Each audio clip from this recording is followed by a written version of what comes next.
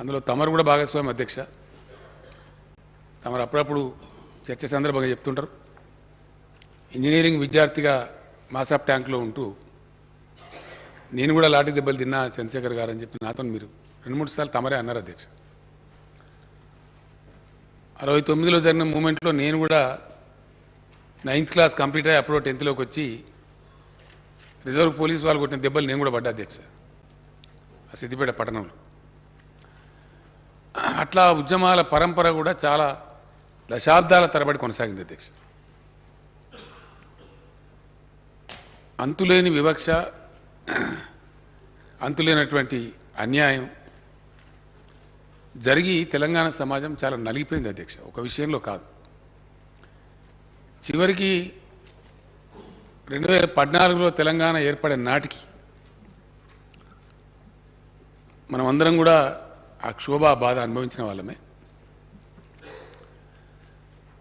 ఆకలి చావులు, ఆత్మహత్యలు, లక్షల సంఖ్యలో వలసలు, మాకు రావాల్సిన ఉద్యోగ అవకాశాలు రావటం లేదని ఒక నిరాశలో, నిర్లిప్తతలో యువత తుపాకులు పట్టుకొని తీవ్రవాదులైన సందర్భాలు, అనేకమైనటువంటి బాధతో కూడినటువంటి ఒక వివక్షతో కూడినటువంటి సందర్భం మనం చూసినాం. ఆ సమయంలో తెలంగాణ రైతులను పూర్తిగా పాతాళలోకానికి తొక్కేసినటువంటి భయంకరమైనటువంటి ప్రపంచ బ్యాంకు ఆంక్షలని, విద్యుత్ సంస్కరణ అనే పేరిట అంతులేయకుండా 3 సంవత్సరాలు పెరుగుతాయని చెప్పి విద్యుత్ ఛార్జీలు పెరగటం. ఆ సందర్భంలో శాసనసభలో డిప్యూటీ స్పీకర్ హోదాలో ఉన్నటువంటి నేను ఏదైతే అయింది ఇక తెలంగాణ ప్రజలకి రక్షణ లేదు, ఉమ్మడి రాష్ట్రంలో జరగదు న్యాయం అని చెప్పి పిడికెడు మందితో స్టార్ట్ చేసినాం అధ్యక్ష. సరే, ప్రజల దీవెన, భగవంతుని దయ, పోరాటంలో ఉన్నటువంటి న్యాయం, ప్రజల్లో ఉన్నటువంటి ఆర్తి ఫైనల్గా ఒక 14-15 సంవత్సరాల ఘర్షణ, సుదీర్ఘమైనటువంటి బ్యాటిల్ తర్వాత తెలంగాణ కూడా చాలా తెలివి చూపెట్టి ఆ 15 ఏళ్ళు ఉద్యమాన్ని నిలబెట్టి ముందుకు పోరాడింది కాబట్టి రాష్ట్రం సాకారమైంది అధ్యక్ష. రాష్ట్రం సాకారమైన తర్వాత ఆ రోజు మధుసూదనాచారి గారు తమ స్థానంలో ఉండే అధ్యక్ష. ఇదే శాసనసభలో ఇదే స్థలంలో నుంచి నేను చెప్పిన, Telangana needs to reinvent itself, Telangana needs to reorient. Telangana తనను తాను పునర్దర్శించుకోవాలి, తనను తాను నిర్వచించుకోవాలి in the context of Telangana. Telangana నేపథ్యంలో, తెలంగాణ చుట్టూ అలుముకున్నటువంటి పరిస్థితులలో తెలంగాణ ఇప్పుడు తనను ఆవిష్కరించుకునే అక్కర్నని చెప్పినాం అధ్యక్ష.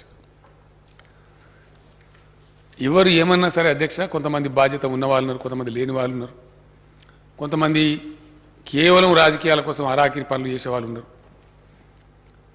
ఈ మధ్య చూస్తా ఉన్నాం చాలా పెడదరులు రాజకీయాల్లో. నిన్న కొంతమంది పనికి మాలిన వాళ్ళు తమరి మీద కూడా కామెంట్లు చేసినారు, అవి కూడా చూసినాం. ఇట్లా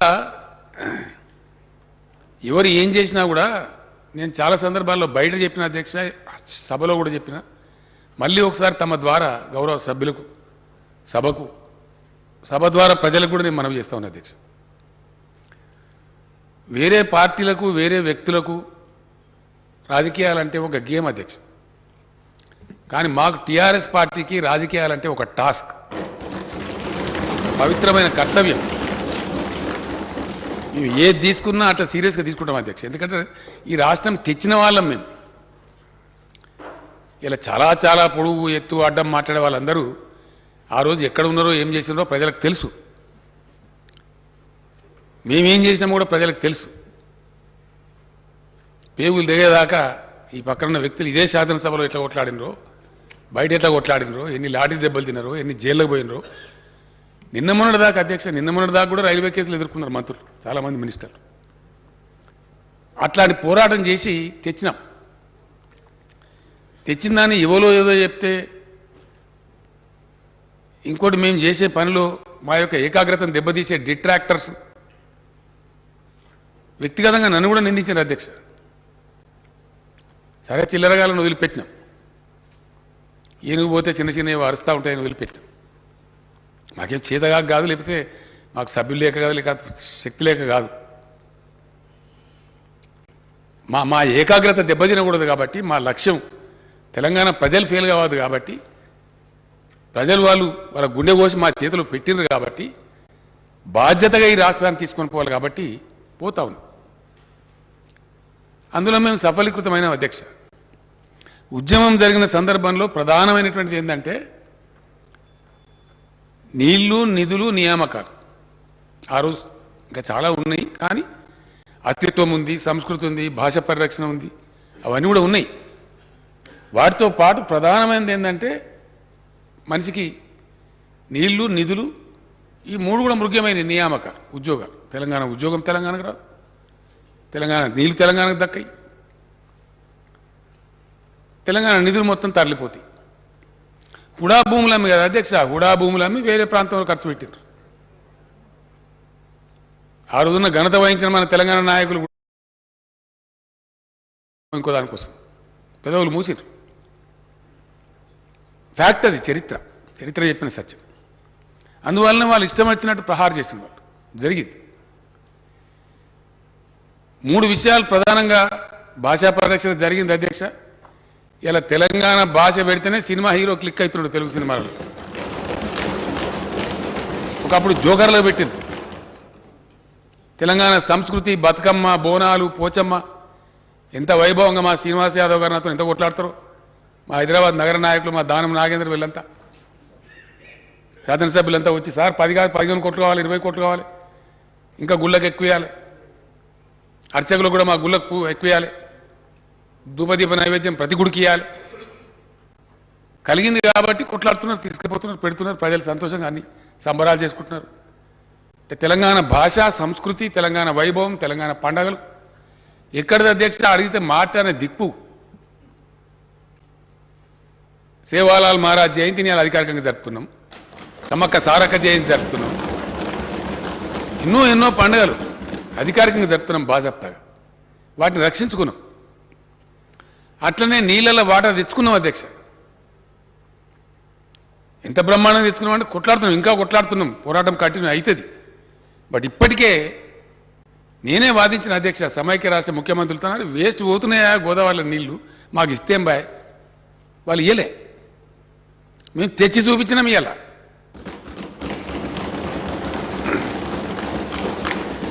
తమరే వచ్చిన అధ్యక్ష, తమరి ఆధ్వర్యంలోనే, తమరి చేతోనే అచ్చంగా ఏప్రిల్ 24, 25 నాకు తెలియదు, హరీష్ రావు వీళ్ళంతా తీసుకెళ్ళి అక్కడ మెదక్లో నిజాం సాగర్ నింపినాం అధ్యక్ష. గత సంవత్సరం మనం హల్దీవాగులకు పంపించి బ్రహ్మాండంగా ఆ నుంచి మంజీరాలకు పంపించి నిజాం సాగర్ నింపినాం ఏప్రిల్ మేలో. ఇప్పుడు కూడా మొన్న హరీష్ రావు వీళ్ళంతా పోయి ఇప్పుడు కొత్త డిమాండ్ అధ్యక్ష, తెలంగాణలో వాగులు నింపని అడుగుతున్నారు. కాలువలు కాదు అధ్యక్ష, వాగులను నిలిచి కూడలి వాగులు ఇడిచిపెట్టాలి, హల్దీ వాగులు ఇడిచిపెట్టాలి, మంజీరాలు ఇడిచిపెట్టాలి. ఎందుకు తెచ్చిన మీరు నీళ్ళు? నేను అడిగిన ఎందుకు తెచ్చిన నీళ్ళు మీరు గోదావరి నుంచి ఇంత కష్టపడి తెచ్చిందే ప్రజల కోసం, రైతుల కోసం ఉన్నప్పుడు ఇవ్వండి, విరిగి ఇవ్వండి, విచ్చలవిడికి బ్రహ్మాండంగా ఇవ్వండి, వాళ్ళ హక్కు అని ఇస్తున్నాం. మంచిగా పంటలు ఎండిపోకుండా పండుతున్నాయి. పంటలు పండితే అధ్యక్ష పెద్ద ఆకాశం భూమి అంతుండే కేంద్ర ప్రభుత్వం మాకు సాదా కాదని ఎల్లంకర పడ్డది, కొనలేమని. ఎంత పంట పండిస్తున్నాం అంటే మోసేటోడు సరిపోతలేడు, గోసేటోడు సరిపోతలేడు, గుంజేటోడు సరిపోతలేడు. 3 నెలల అధ్యక్ష ధాన్యం సేకరణ, 3 నెలలు. ఎన్ని డీసీఎంలు, ఎన్ని లారీలు, 7,000 కొనుగోలు కేంద్రాలు పెడితే కూడా సరిపోతలేవు. ఫంక్షన్ హాల్స్ అవేంటి, ఎన్ని జూనియర్ కాలేజీలు, హై స్కూల్ అంత ధాన్యమే. రోడ్లు మొత్తం కల్లాలే, సగం రోడ్డు ఇచ్చి పెడతారు, సగం కల్లం పెడతారు అధ్యక్ష. అంటే నీళ్లు తెచ్చుకున్నాం, మంచినీళ్ళ గోస తీర్చుకున్నాం, కరెంటు గోస తీర్చుకున్నాం, కొంతవరకు ఒక దారికి వచ్చినాం. నిధులైతే ఆటోమేటిక్గా బడ్జెట్ తమరే పాస్ చేయిస్తున్నారు, మన పైసా మనకే ఖర్చు అవుతుంది. అది ఎంతనా కానీ కలిగినంతలో ఉన్నంతలో తెలంగాణ. సరే, అది నిన్న ఆర్థిక మంత్రి గారు చెప్పారు, మళ్ళీ ఇప్పుడు చర్చ కూడా ఉంది, సభ్యులు మాట్లాడతారు, మంత్రి గారు సమాధానం చెప్తారు. బెస్ట్ పర్ఫార్మింగ్ స్టేట్ కింద ఉన్నాం. ఒక్క రూపాయి కూడా వేస్ట్ పోకుండా తెలంగాణ రూపాయి తెలంగాణకి ఖర్చు అవుతుంది. నీళ్ళలో చాలా వరకు సఫలీకృతమైనం, ఇంకా కావాల్సిన అక్కడ ఉంది. అంతిమ పోరాటాలు కొన్ని ఉన్నాయి. వాటాలు తీర్చే అక్కర్నది చాలా బలంగా కొట్లాడుతున్నారు మనులు. నిధుల విషయానికి వస్తే బడ్జెట్ మన బడ్జెట్ మనకే పాస్ అవుతుంది, మన పైసా మనకే ఖర్చు అవుతుంది. సార్థకమైంది నియామకాలు. ఈ నియామకాలకు సంబంధించి అధ్యక్ష, ఉద్యోగాలకు సంబంధించి ఆంధ్రప్రదేశ్ రాష్ట్రం వాళ్ళకి అక్కసు విపరీతమైనటువంటి అర్ధరహితమైనటువంటి అనవసరమైనటువంటి వివాదాలు. కరెంట్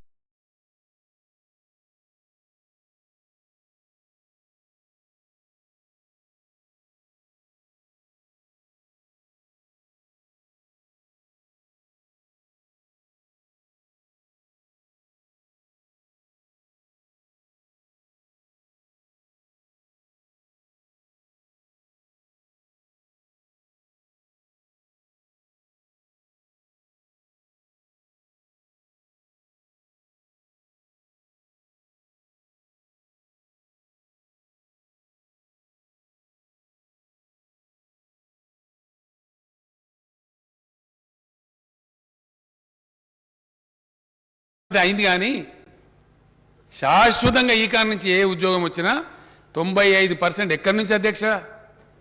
గతంలో స్టేట్ లెవెల్ పోస్టులను పెట్టి మొత్తం కొట్టేశారు. ఇలా అటెండర్ పోస్ట్ నుంచి ఆర్డీఓ పోస్ట్ దాకా 95% లోకల్స్కే వస్తుంది. Only 5% non local. ఆ 5%లో కూడా మళ్ళీ 3%, 4%, 2% మనకే వస్తుంది అధ్యక్ష ఓపెన్ కోటాలో. గతంలో ఏం చేసిన మోసం అంటే 20% నాన్ లోకల్ కోటా అని పెట్టారు అధ్యక్ష. అసలు నాన్ లోకల్ కోటా లేదు. నాన్ లోకల్ కోటా అని దాన్ని లోకల్స్కి అవకాశం ఇవ్వకుండా తెలంగాణ ఉద్యోగాలు కొట్టేసింది. రెసిడెన్షియల్ స్కూళ్ళు వగైరా ఇవన్నిటినీ అవి సొసైటీలు అని పేరు పెట్టి సొసైటీకి రాష్ట్రపతి ఉత్తర్వులు వర్తించవని అట్లా కూడా మోసం చేశారు. అన్ని కొట్టిపడేసాం అధ్యక్ష. ఒక్క సెక్రటేరియట్కి, ఎందుకంటే సెక్రటేరియట్కు వివిధ సర్వీసుల నుంచి వివిధ ఫీడర్ల నుంచి మన తెలంగాణ ఉద్యోగుల్ని తీసుకుంటారు కాబట్టి అది ఒక్క బాడీ చిన్న తప్ప మిగతా అన్నీ కూడా 95% లోకల్ అధ్యక్ష. Only 5% open quota, non local. అందులో మన లోకల్స్ కంపీట్ చేయొచ్చు. అట్లా ఇంచుమించుగా 97, 98%, 99% కలిసి అయితే 100% మన పిల్లలకే ఉద్యోగాలు వచ్చేటట్టు ఏర్పాట్లు చేసినాం. ఈ ఆంధ్ర పెట్టే పంచాయతీ దిగడానికి నిన్న మొన్న దాకా తెగలేదు అధ్యక్ష. గత సంవత్సరం డిసెంబర్ కొద్ది రోజుల ముందు చివరికి ఆ 400-500 పోస్టులు పోలీసులు డిఎస్పీలు అయ్యి ఆర్డీఓలు అవన్నీ సూపర్ న్యూమరీ ఇచ్చిన తర్వాత ఆ సీనియార్ల పంచాయతీ కూడా తెగి వాళ్ళకి మనది మనకు గవర్నమెంట్ ఉద్యోగస్తుల కాడికి అయింది. అయిన తర్వాత ఉత్తర్వులు, రాష్ట్రపతి ఉత్తర్వులు తీసుకొచ్చి వాటిని జారీ చేసి డిసెంబర్లో జీవోలు ఇచ్చినాం ఉద్యోగులను. ఎందుకంటే ఎప్పుడు తేలితే అధ్యక్ష ఖాళీలు కంప్లీట్గా పూర్తిస్థాయి అవగాహన ఖాళీల మీద రావాలంటే, రాష్ట్రపతి ఉత్తర్వులు కంప్లీట్ అమలు కావాలంటే ఎప్పుడు పాసిబుల్ అవుతుంది? ఉన్న ఉద్యోగస్తులు డివైడ్ కావాలి. కొత్త జోన్ల ప్రకారం, కొత్త డివిజన్ల ప్రకారం, కొత్త జిల్లాల ప్రకారం. జిల్లా క్యాడర్ జిల్లాకు, జోనల్ క్యాడర్ జోనాలకు, మల్టీ జోనల్ అంటే స్టేట్ లెవెల్ పోస్ట్ మేము మల్టీ జోనల్ అంటున్నాం, మల్టీ జోనల్కు ఆ అలాట్మెంట్ చేసినారు. దాని మీద ఇష్యూ చేసిందే 317. ఇది అర్థం కాక అదేందో మేము ఉద్యోగుల వ్యతిరేకం పోయినామన్నట్టు కొంతమంది కొన్ని పార్టీలు అది ఏం తోకదలో తల తెలియదు, బాధ్యత లేదు, నెత్తి లేదు, కత్తి లేదు, రోడ్ల మీద వాడు వీరంగారు. సరే న్యాయస్థానాలకు పోయినారు, ఏదేది చేస్తారో అవన్నీ చేస్తారు. అప్పుడు మేము కఠినంగా దాన్ని ఇంప్లిమెంట్ చేసినాం. ఎందుకంటే పాపం బయట పిల్లలు మాకు ఉద్యోగం వస్తుంది కదా, గ్రూప్ 1 నోటిఫై చేయలేకపోయినాం, పంచాయతీ దగ్గర గ్రూప్ 2 చేయలే, గ్రూప్ 3 చేయలే, ఇప్పుడు అన్నీ నోటిఫై చేయాలి సమగ్రంగా. కాబట్టి వేసి ఉన్నాం. మొన్న డిసెంబర్లో అలాట్మెంట్ చేసిన తర్వాత ఎక్కడో అక్కడ సర్దుకున్నారు. సరే ఫైనల్గా సార్ మాకు మ్యూచువల్ అవకాశం ఇవ్వండి అంటే సార్ అది కూడా ఇచ్చిండ్రు. అది చీఫ్ సెక్రటరీ గారే స్వయంగా చూస్తున్నారు. వాళ్ళు అడిగిన కదా సరే వాళ్ళు ఇష్టం ఉంటే పెట్టుకొని మనకు పోయేది ఏముందని ఇచ్చినాం. అయిపోయినాయి. ప్రమోషన్లు కూడా ఆల్మోస్ట్ అందరికి ఇచ్చేసినాం. ఒక టీచర్ల లేదా ఉందని చెప్పారు, అది కూడా నిన్న నేను చీఫ్ సెక్రటరీ గారికి ఆదేశం ఇచ్చిన ఇమీడియట్ కంప్లీట్ చేయమని చెప్పి అయిపోయింది. ఫైనల్గా అధ్యక్ష ఒక రాష్ట్రం కానీ ఒక దేశం కానీ ప్రగతి పథంలో అద్భుతాలు ఆవిష్కరించాలి, గొప్ప ఫలితాలు రాబట్టానంటే ప్రజాప్రతినిధులుగా ఉన్నటువంటి మనం కానీ పొలిటికల్ బ్యూరోక్రసీ కానీ అఫిషియల్ బ్యూరోక్రసీ కానీ సంతోషంగా ప్రేమతోని హ్యాండ్ ఇన్ హ్యాండ్ పనిచేయాలి, ప్రేమ భావకంతో పనిచేయాలి, చాలా గొప్పగా పనిచేయాలి. కాబట్టి వాళ్ళు కూడా మంచి సంతోషపూర్వకంగా ఉల్లాసంగా పనిచేస్తే చాలా మంచి ఫలితాలు వస్తాయి. ఆ ఫలితాలు మేము రాబట్టినాం అధ్యక్ష తెలంగాణలో. Yes, definitely we're a better administrating state, we're a better performing state. అందుకోసం రిజల్ట్స్ వచ్చినాయి 100%. వాటిగానే పెరుగుతుంది అధ్యక్ష. GS9TV నోట్ల మాట ఎందుకో మహారాష్ట్ర పెరుగుతలేదు, ఇంకో పెద్ద డంబాచారం కూడా గుజరాత్ ఎందుకో పెరుగుతలేదు. ఎప్పుడో సెటిల్డ్ స్టేట్స్ అధ్యక్ష అవన్నీ. ఇలా తమిళనాడు, కర్ణాటక, మహారాష్ట్ర, గుజరాత్ గొప్ప manufacturing states, highly settled states. 40, 50, 60, 70 ఏళ్ళుగా రాష్ట్రాలుగా జీవిక కొనసాగిస్తున్న రాష్ట్రాలు. వాటన్నిటిని తోసిరాజని తలదని ఇలా Telangana number 1 per capital GSDP. Yes, ఇప్పుడు ఏదో ఆశామాచిగా రోడ్ల మీద మస్తుగా మాట్లాడదు అధ్యక్ష, దానికేమున్నది? ప్లాట్ఫామ్ స్పీచ్లు మేము కూడా కొట్టగలుగుతాం మస్తుగా. ఇది వాస్తవం కాదా? ఇన్ని మేము ఆంధ్ర సృష్టించే అర్ధరహితమైన వివాదాలు ఎదుర్కొంటూ నిష్క్రియాపరంగా వ్యవహరిస్తున్నటువంటి కేంద్ర ప్రభుత్వ నిర్లక్ష్య వైఖరి, తెలంగాణ వ్యతిరేక వైఖరిని కూడా భరిస్తూ ఇవన్నీ సాధించినాం అధ్యక్ష. ఎస్, డెఫినెట్గా సాధించినాం పాజిటివ్గా. ఇలా లోన్లీ స్టేట్ అధ్యక్ష, ఒకటే ఒక్క రాష్ట్రం తెలంగాణలో, ఏకైక రాష్ట్రం 24 గంటలు అన్ని రంగాలకు గంట బజాయించి క్లీన్ పవర్ ఇచ్చే రాష్ట్రం తెలంగాణ కాదా అధ్యక్ష? పెద్ద పెద్ద నోరు పెట్టుకొని మాట్లాడతారు చాలా మంది. రమ్మని ఏ రాష్ట్రం ఇస్తారు, రమ్మని మాట్లాడదాం. ఇండియాలో ఒక్క తెలంగాణ తప్ప ఉన్నదా ఇంకో రాష్ట్రం? ఇది మా ఘనత కాదా? దీన్ని ఒప్పుకునే సంస్కారం ఉండద్దా అధ్యక్ష? ఇట్లా చేసుకుంటూ వచ్చి ఉద్యోగస్తులది కూడా ఇప్పుడు కూడా తెగలే అధ్యక్ష. ఇంకా పంచాయతీ ప్రభుత్వ ఉద్యోగుల కాడికి తెగింది 9th షెడ్యూల్ 10th షెడ్యూల్ ఇంకా తెగలే. అది తెగితే ఆడో 20-30 వేలు వస్తాయి పాపం పిల్లలకు. తెగలేదని మేము ఊకోలేదు అధ్యక్ష. కరెంటు ఉద్యోగస్తులది విపరీతమైన పేచీలు పెట్టి పంచాయతీ పెడితే కూడా గత పాలకులు, సమైక్య పాలకులు ఒక పెద్ద ఘోరమైన అన్యాయం చేసిండ్రు.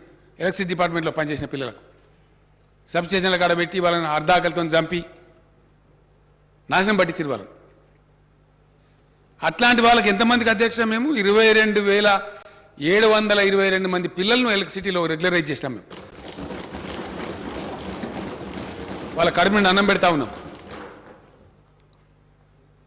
అట్లని మేము ఊరుకోలే. 1.5 లక్ష పోస్టులు 1,55,000 నోటిఫై చేసినాం, 1,33,000 రిక్రూట్ చేసినాం, ఇంకో 20,000 ప్రాసెస్ జరుగుతూ ఉంది. అటు కరెంటు వాళ్ళ పిల్లలు ఉద్యోగస్తులను చేసినాం. అన్నిటిని మించి అధ్యక్ష, ఇది కూడా చరిత్ర, ఫ్యాక్ట్, అన్నిటిని మించి మేము ఎంప్లాయీ ఫ్రెండ్లీ గవర్నమెంట్ అని ప్రకటించుకున్నాం అధ్యక్ష. Yes, we're friendly.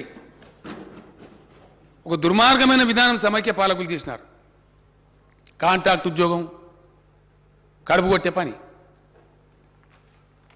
కాంట్రాక్ట్ ఉద్యోగం అనేది మన రాసి రంపానం పెట్టి ఆయన ఎక్కువ పని చేస్తాడు, అసలు తక్కువ పని చేస్తాడు అధ్యక్ష. అసలు ఉద్యోగం అంటే ఎక్కువ పని చేస్తాడు కానీ ఆయనకు జీతం సరిగ్గా సౌకర్యం సరిగా ఉండదు. మేము దాన్ని రద్దు చేసినాం. కాంట్రాక్ట్ ఎంప్లాయీస్ అవసరం లేదు రాష్ట్రంలో అని చెప్పినాం. చాలా కొంతమంది పుణ్యాత్ములు పార్టీలో పోయినాయి అధ్యక్ష కోర్టు. తర్వాత మేము కూడా న్యాయ పోరాటం చేసినాం. నేను చదువుతున్నా స్టేట్మెంట్లో చెప్తా బాగా అఫిషియల్ చేసి గెలిచినాం. ఇట్లా మేము ఊరుకోలేదు అధ్యక్ష. నిజంగా హైయెస్ట్ పేడ్ ఎంప్లాయీస్ ఎవరి అలా ఇండియాలో తెలంగాణ ఎంప్లాయీస్. డెఫినెట్గా ఉద్యమ సందర్భంలో ఏ మాట అయితే మేము చెప్పినామో తెలంగాణ ధనిక రాష్ట్రం అవుతుంది, అయింది. Telangana employees highest paid employees ఉంటారు, పే చేస్తున్నాం. ఎస్ అధ్యక్ష, అన్నిటిని మించి ఇండియా మొత్తంలో ఏ కేంద్ర ప్రభుత్వం కానీ ఏ రాష్ట్రం కానీ చేయని విధంగా ఒక సంస్కారంతో చిన్న ఉద్యోగులకు కూడా న్యాయం జరగాలని చెప్పి 30% మొన్న పే రివిజన్ ఇస్తే వాళ్ళకు కూడా ఇచ్చినాం అధ్యక్ష. ప్రతి ఒక్కరికి ఇచ్చినాం. ట్రాఫిక్ కానిస్టేబుళ్లకు 30% బేసిక్ శాలరీ యొక్క రిస్క్ అలవెన్స్ ఇచ్చే ఒకటే ఒక రాష్ట్రం ఇండియాలో తెలంగాణ అధ్యక్ష. హైలీ పేడ్ హోమ్ గార్డ్స్ ఉండే రాష్ట్రం ఇండియాలో తెలంగాణ అధ్యక్ష. ఇట్లా అనేక చర్యలు తీసుకున్నాం. వాళ్ళకి రక్షణ ఇచ్చినాం, వాళ్ళ కడుపు నింపినాం. ఇవాళ పుట్టగొట్టే ప్రయత్నం చేయలే. నేను మా ఫైనాన్స్ సెక్రటరీ గారు రామచంద్రరావు గారు వస్తే రామచంద్రరావు గారు ఎందుకంటే ఆయన కాదని నడవదు కదా అధ్యక్ష, ఇండిసిప్లిన్ రావద్దు కదా. తెలంగాణ ఇప్పుడు కూడా బై డేట్ కూడా డిఫాల్ట్ చేయం అధ్యక్ష. అందుకే మనకు పతార మన బాండ్లు 40 సంవత్సరాల బాండ్లు కూడా అమ్ముడు పోతాయి. ఏ రాష్ట్రం బాండ్లు అమ్ముడు పోవట్ల. 40 years బాండ్ అమ్ముతుంది తెలంగాణ, కొంటున్నారు హాట్ కేక్ లాగా. ఎందుకంటే వీ డోంట్ డిఫాల్ట్, ఉన్నంతలోనే తిందామని చెప్పి బయట ఏదో అవాకులు చెవాకులు మాట్లాడతారు అధ్యక్ష. లోయెస్ట్ అప్పులుండే రాష్ట్రం ఇలా ఇండియాలో తెలంగాణ, అతి తక్కువ. ఎస్, అకౌంట్స్ ఇచ్చినాం కదా అధ్యక్ష, ఆడిటర్ జనరల్ గారు ఇచ్చిన అకౌంట్స్ ఇచ్చినాం. We can discuss. తక్కువ, చాలా రాష్ట్రాల కన్నా తక్కువ అప్పులు ఉంటాయి. ఫిజికల్ ప్రుడెన్స్ మెయింటైన్ చేస్తాం, డిసిప్లిన్ మెయింటైన్ చేస్తాం, కడుపు కట్టుకొని నోరు కట్టుకొని అవినీతి రహితంగా పనిచేస్తూ ఉన్నాం. కాబట్టి ఇంత ప్రగతి రాగలుగుతారు. ఒక వాతావరణం బిల్డ్ అయితే ఈ ప్రగతి వస్తుంది. ఈ ప్రగతిని డిట్రాక్టర్స్ అంటే మా ఏకాగ్రతను చెడగొట్టాలని ప్రయత్నం చేసే డిట్రాక్టర్స్ ఎవరైతే ఉంటారో వాళ్ళు విశ్వ ప్రయత్నాలు చేసినా అది రాకుండా మేము ముందుకు పోతా ఉన్నాం. ఖచ్చితంగా అదేవిధంగా ముందుకు పోతాం అధ్యక్ష, అందులో అనుమానం కూడా లేదు. ఇవాళ నిరుద్యోగ యువత పాపం పిల్లలు, నిరుద్యోగ యువకుల తల్లిదండ్రులు బయట ఎదురు చూస్తూ ఉన్నారు. హౌస్ ఉంది కాబట్టి as a matter of respect to the house, సాంప్రదాయాలు తెలిసిన వాళ్ళం కాబట్టి, మర్యాద కాబట్టి. నేను వనపర్తిలో చాలా పెద్ద సంఖ్యలో వచ్చారు అధ్యక్ష, జనం, చాలా పెద్ద బహిరంగ సభ, అక్కడ చెప్పి ఉంటాను నేను. కానీ సభ కొలువు తీరున్నది కాబట్టి ఒక పాలసీ డెసిషన్ సభలో చెప్పాలి కాబట్టి నేను అక్కడ చెప్పలేదు. పిల్లలు చూస్తారు కదా అనే ఉద్దేశంతో 10 గంటలకు టీవీ కార్డు ఉండినా రేపు ప్రకటన చేస్తామని చెప్పినాం, అంతే కదా అధ్యక్ష. నేను చాలా సంతోషంగా ప్రకటిస్తా ఉన్నా, రేపు రాబోయే రోజులలో షెడ్యూల్ 9, షెడ్యూల్ 10 కూడా పరిష్కారం అయితే, అంటే వివిధ ప్రభుత్వ రంగ సంస్థల అధ్యక్ష, తమకు తెలియంది కాదు, దాదాపు 40-50 ఉంటాయి. ఆ వివాదం కూడా ఈ ఆంధ్రతో పరిష్కారం అయిపోతే అక్కడ కూడా అవకాశాలు ఏర్పడతాయి. ఇక మన అనుకూలంగా మన తెలంగాణ కాంటెక్స్ట్లో మనం కొన్ని పాతే తీసేస్తాం కావచ్చు, కొన్ని కొత్త కార్పొరేషన్లు పెట్టుకుంటాం కావచ్చు, అక్కడ కూడా అవకాశాలు వస్తాయి. అవి మళ్ళీ రావచ్చు, 10,000, 20,000 ఎన్ని స్థానాలు వస్తాయి. అవి కాకుండా ఇప్పుడు పరిష్కారమైనటువంటి దాని ప్రకారంగా మొత్తం తెలంగాణ మన ఉద్యోగుల విభజన చేసిన తర్వాత స్టేట్మెంట్ చదువుతా అధ్యక్ష, ఒక వర్డ్ చెప్పి తమ అనుమతితోని. మొత్తం ఈరోజు 91,147 ఖాళీలు ఏర్పడాయి అధ్యక్ష.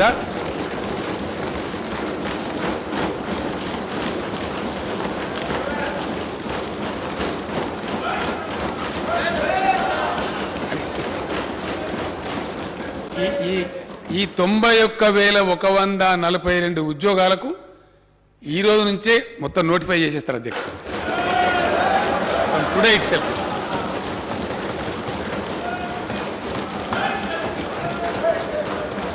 ఇందులో అధ్యక్ష, ఇందులో నేను స్టేట్మెంట్ చదివే ముందు ఒక విషయం చెప్పాల్సిన అక్కడ బాధ్యత నా మీద ఉంటుంది. ఇందులో అధ్యక్ష, గతంలో హైకోర్టు పోయి ఏవైతే కాంట్రాక్టు ఉద్యోగస్తుల పొట్టలు నింపాలని మానవీయ కోణంలో మేము రెగ్యులరైజేషన్ ప్రతిపాదించినామో అవి 11,103 మంది ఉన్నారు అధ్యక్ష పిల్లలు. ఇక వాళ్ళ ఏజ్ అయిపోతా ఉంది పాపం. వాళ్ళకి ఏదో ఉద్యోగం కదా పర్మనెంట్గా ఆపోతుందని ఆశతో జాయిన్ అయినారు, సర్వీస్ పాపం ఏజ్ అయిపోతా ఉంది. వాళ్ళు మొదలేస్తే ఇప్పుడు పాపం వాళ్ళు బదారణ పడతారు, అర్ధాకలతో పనిచేస్తున్నారు. వాళ్ళు ఊరుగా కోరుతున్నారు. మొన్ననే హైకోర్టు కూడా పర్మిషన్ ఇచ్చింది అధ్యక్ష, గత డిసెంబర్లోనే. ఈ వివాదం అయిపోతే చేద్దాం అనుకున్నాం. ఈరోజు నేను అధికారికంగా ప్రకటిస్తా ఉన్నా, ఇందులో 11,103 కాంట్రాక్ట్ ఉద్యోగులందరినీ కూడా రెగ్యులరైజ్ చేస్తా ఉన్నాం అధ్యక్ష.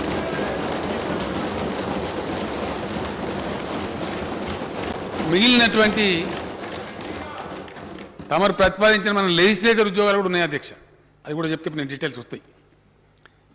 80,039 ఉద్యోగాలకు తక్షణం ఈ రోజు నుంచే సంబంధిత శాఖలకు నోటిఫికేషన్లు ఇష్యూ అయితే అధ్యక్ష. దీంట్లో విద్యాశాఖలోనే సుమారు 25 నుంచి 30,000 వస్తున్నాయి అధ్యక్ష. స్కూల్ ఎడ్యుకేషన్ కావచ్చు, హైయర్ ఎడ్యుకేషన్ కావచ్చు, యూనివర్సిటీలు కావచ్చు, ఎక్కడ ఖాళీ లేకుండా భర్తీ చేస్తా ఉన్నాం అధ్యక్ష. నేను తమ అనుమతితో స్టేట్మెంట్ చదువుతా సార్. అధ్యక్ష, తెలంగాణ పోరాట నినాదమే నీళ్లు, నిధులు, నియామకాలు. రాష్ట్రం ఏర్పడిన తర్వాత తెలంగాణ నిధులు తెలంగాణకే దక్కుతున్నాయి. తెలంగాణ అవసరాలకు తగినట్టుగా సాగునీటి ప్రాజెక్టులు నిర్మించుకుంటూ ఉన్నాం. నియామక ఇవ్వండి, వాళ్ళకి ఇవ్వలేదండి.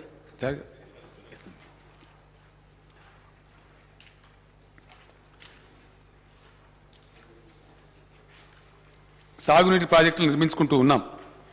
నియామకాలకు సంబంధించి స్థానిక అభ్యర్థులకు సంపూర్ణ న్యాయం జరగడానికి కావలసిన పటిష్టమైన వ్యవస్థను విధానాన్ని రూపొందించి అమలు చేస్తున్నాం. ఈ నేపథ్యంలో భారత రాజ్యాంగంలోని ఆర్టికల్ 371D ప్రకారం రాష్ట్రపతి ఉత్తర్వులకు సవరణలు చేయడం కోసం ప్రతిపాదనలు పంపించాం. కేంద్రం అనవసర తాత్సారం చేసింది.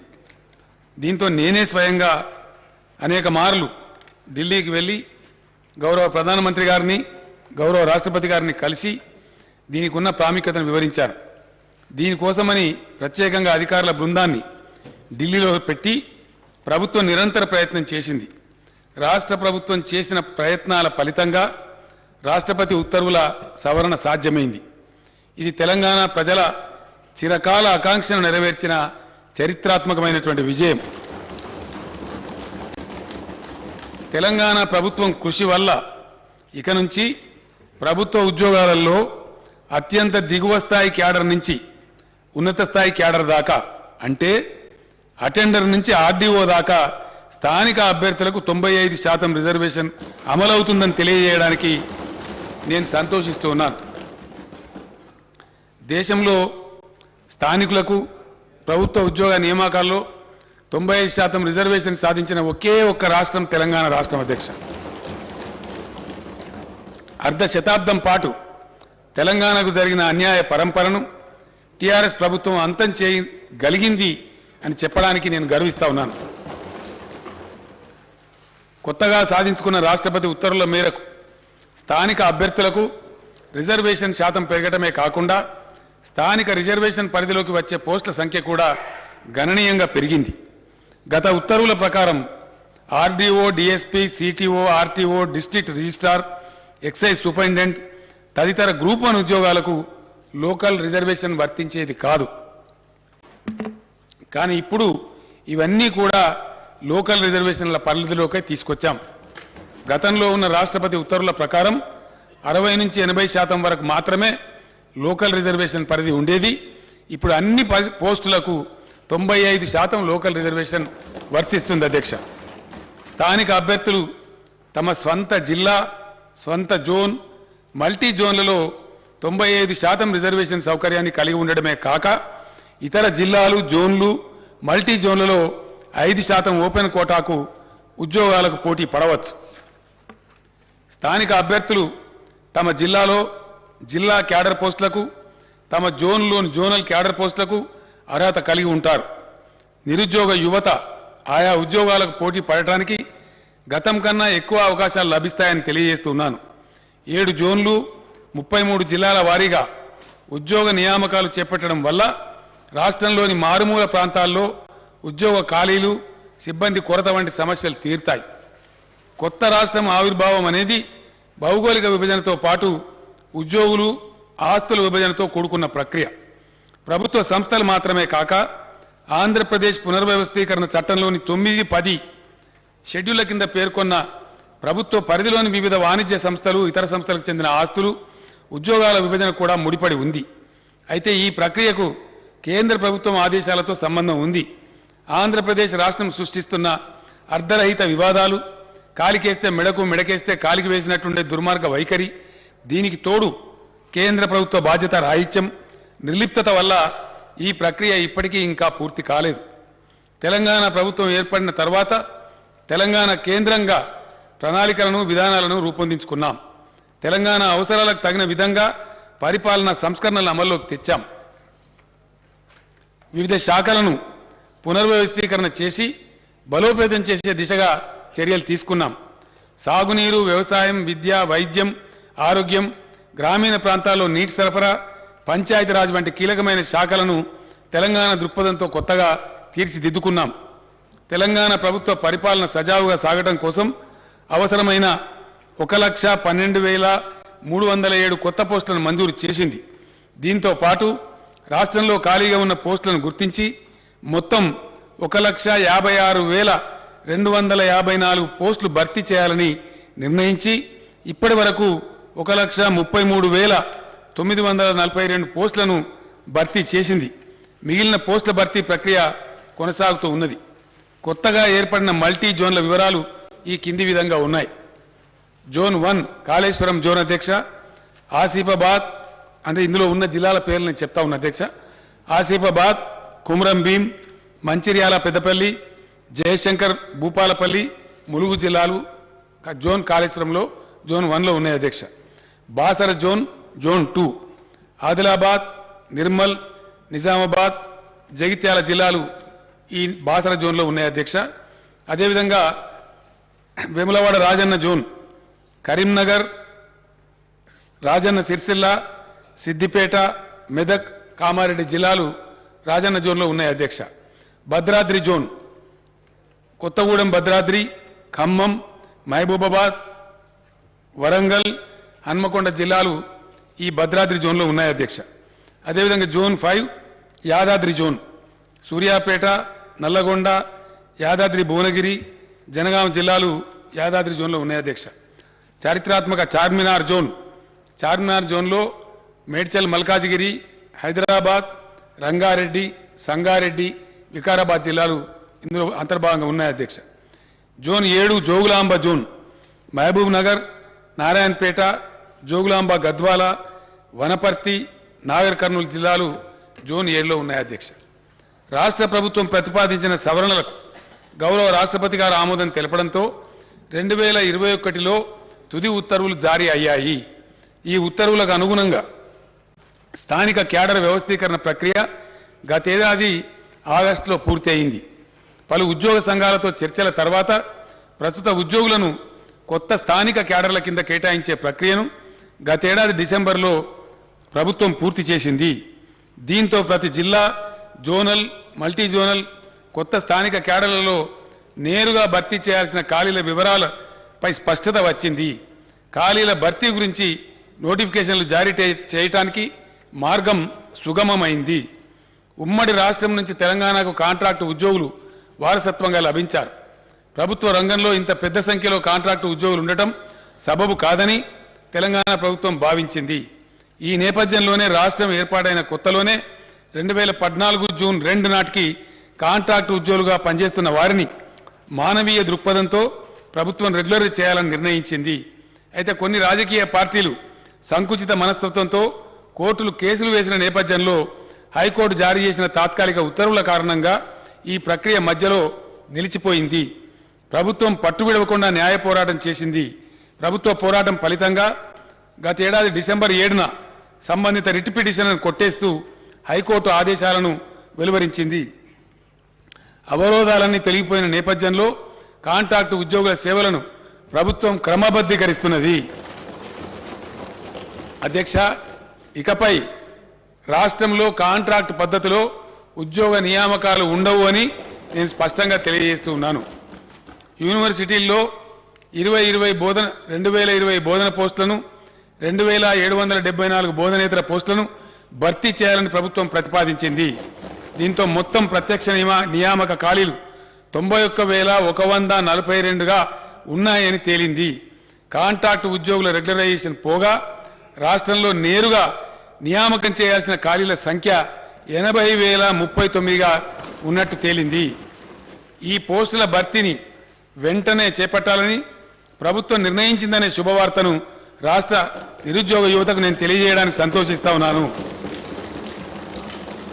అధ్యక్ష ఈ భర్తీ ప్రక్రియ వల్ల ఏటా సుమారు 7,000 కోట్ల రూపాయల అదనపు భారం రాష్ట్ర ఖజానాపై పడుతుంది అయినా కూడా ప్రభుత్వం ఈ సాహసోపేత నిర్ణయాన్ని తీసుకుందని నేను తెలియజేస్తున్నాను ఇక నుంచి అధ్యక్ష ప్రభుత్వ ఉద్యోగంలో ఉండేటువంటి ఖాళీలు వీటి మీద రకరకాల అపోహలు ఇష్టం వచ్చిన స్టేట్మెంట్లు ఎవరు పడితే వాళ్ళు ఇవ్వటం ఎంత జరుగుతూ ఉంది అదంతా కూడా తీసివేసి యువకులకు స్పష్టత ఉండడానికి టోటల్ ట్రాన్స్పరెన్సీ తేవడానికి కొత్త పాలసీ తెస్తా ఉన్నాం ఇక నుంచి ఖాళీలను ముందే గుర్తించి ప్రతి సంవత్సరం ఉద్యోగాల భర్తీ క్యాలెండర్ను ప్రకటించి పారదర్శకంగా నియామకాలు చేపట్టాలని ప్రభుత్వం నిర్ణయం తీసుకుంది ఈ మేరకు అన్ని విభాగాలు తమ వద్ద ప్రతి సంవత్సరం ఏర్పడే ఖాళీల వివరాలను సిద్ధం చేస్తాయి నోటిఫికేషన్ల జారీ కోసం ఆయా నియామక సంస్థలకు సమాచారం ఇస్తాయి ఉద్యోగార్థులు అన్ని నియామక పరీక్షల్లో పోటీ పడేందుకు వీలుగా మధ్యలో తగిన వ్యవధి ఇస్తూ నోటిఫికేషన్లు విడుదల చేయాలని ప్రభుత్వం నిర్ణయించింది పోలీస్ శాఖ వంటి యూనిఫామ్ సర్వీసులు మినహా ఇతర ప్రత్యక్ష నియామకాల్లో గరిష్ట వయో పరిమితిని 10 ఏళ్లకు పెంచాలని ప్రభుత్వం నిర్ణయించింది. దీనివల్ల మరింత మంది ఉద్యోగార్థులకు ప్రభుత్వం అవకాశం కల్పిస్తున్నది. ఈ నిర్ణయం వల్ల ఓసీలకు 44 సంవత్సరాలు, ఎస్సీ ఎస్టీ బీసీలకు 49 సంవత్సరాలకు, దివ్యాంగులకు 54 ఏళ్లకు గరిష్ట పరిమితి పెరుగుతుందని నేను సభకు తెలియజేస్తున్నాను. స్థానిక క్యాడర్ విభాగాల వారీగా ఈ పోస్టుల వివరాలు కింది విధంగా ఉన్నాయి. అధ్యక్ష, దీని ద్వారా వచ్చే result and vacancies group 1 category అధ్యక్ష, దానిలో దాదాపు 16 నుంచి 20 వరకు కేటగిరీలు ఉన్నాయి. ఆర్డీఓ, డిఎస్పీ, ఆర్టీఓ, సిటీఓ వగైరా వగైరా ఉంటాయి. అందరికి సభ వారికి తెలిసిందే. అందులో గ్రూప్ 1 కింద 503 పోస్టులను ఇమీడియట్ గా నోటిఫై చేస్తా ఉన్నారు. గ్రూప్ 2 కింద 582 పోస్టులను ఇమీడియట్ గా నోటిఫై చేస్తారు అధ్యక్ష. గ్రూప్ 3 కింద 1373 పోస్టులు ఉన్నాయి అధ్యక్ష. గ్రూప్ 4 కింద 9168 పోస్టులు ఉన్నాయి అధ్యక్ష. అదేవిధంగా జిల్లాలలో జిల్లా క్యాడర్గా ఉంటాయి అధ్యక్ష. దీనిలో నేను మనవి చేస్తా ఉంది ఏంటంటే గౌరవ సభ్యులకు, గతంలో ఈ అవకాశం ఉండేది కాదు అధ్యక్ష. మారుమూల ప్రాంతాల ఉద్యోగాలు కొద్ది తెలివైన వాళ్ళు కొట్టేసేవాళ్ళు.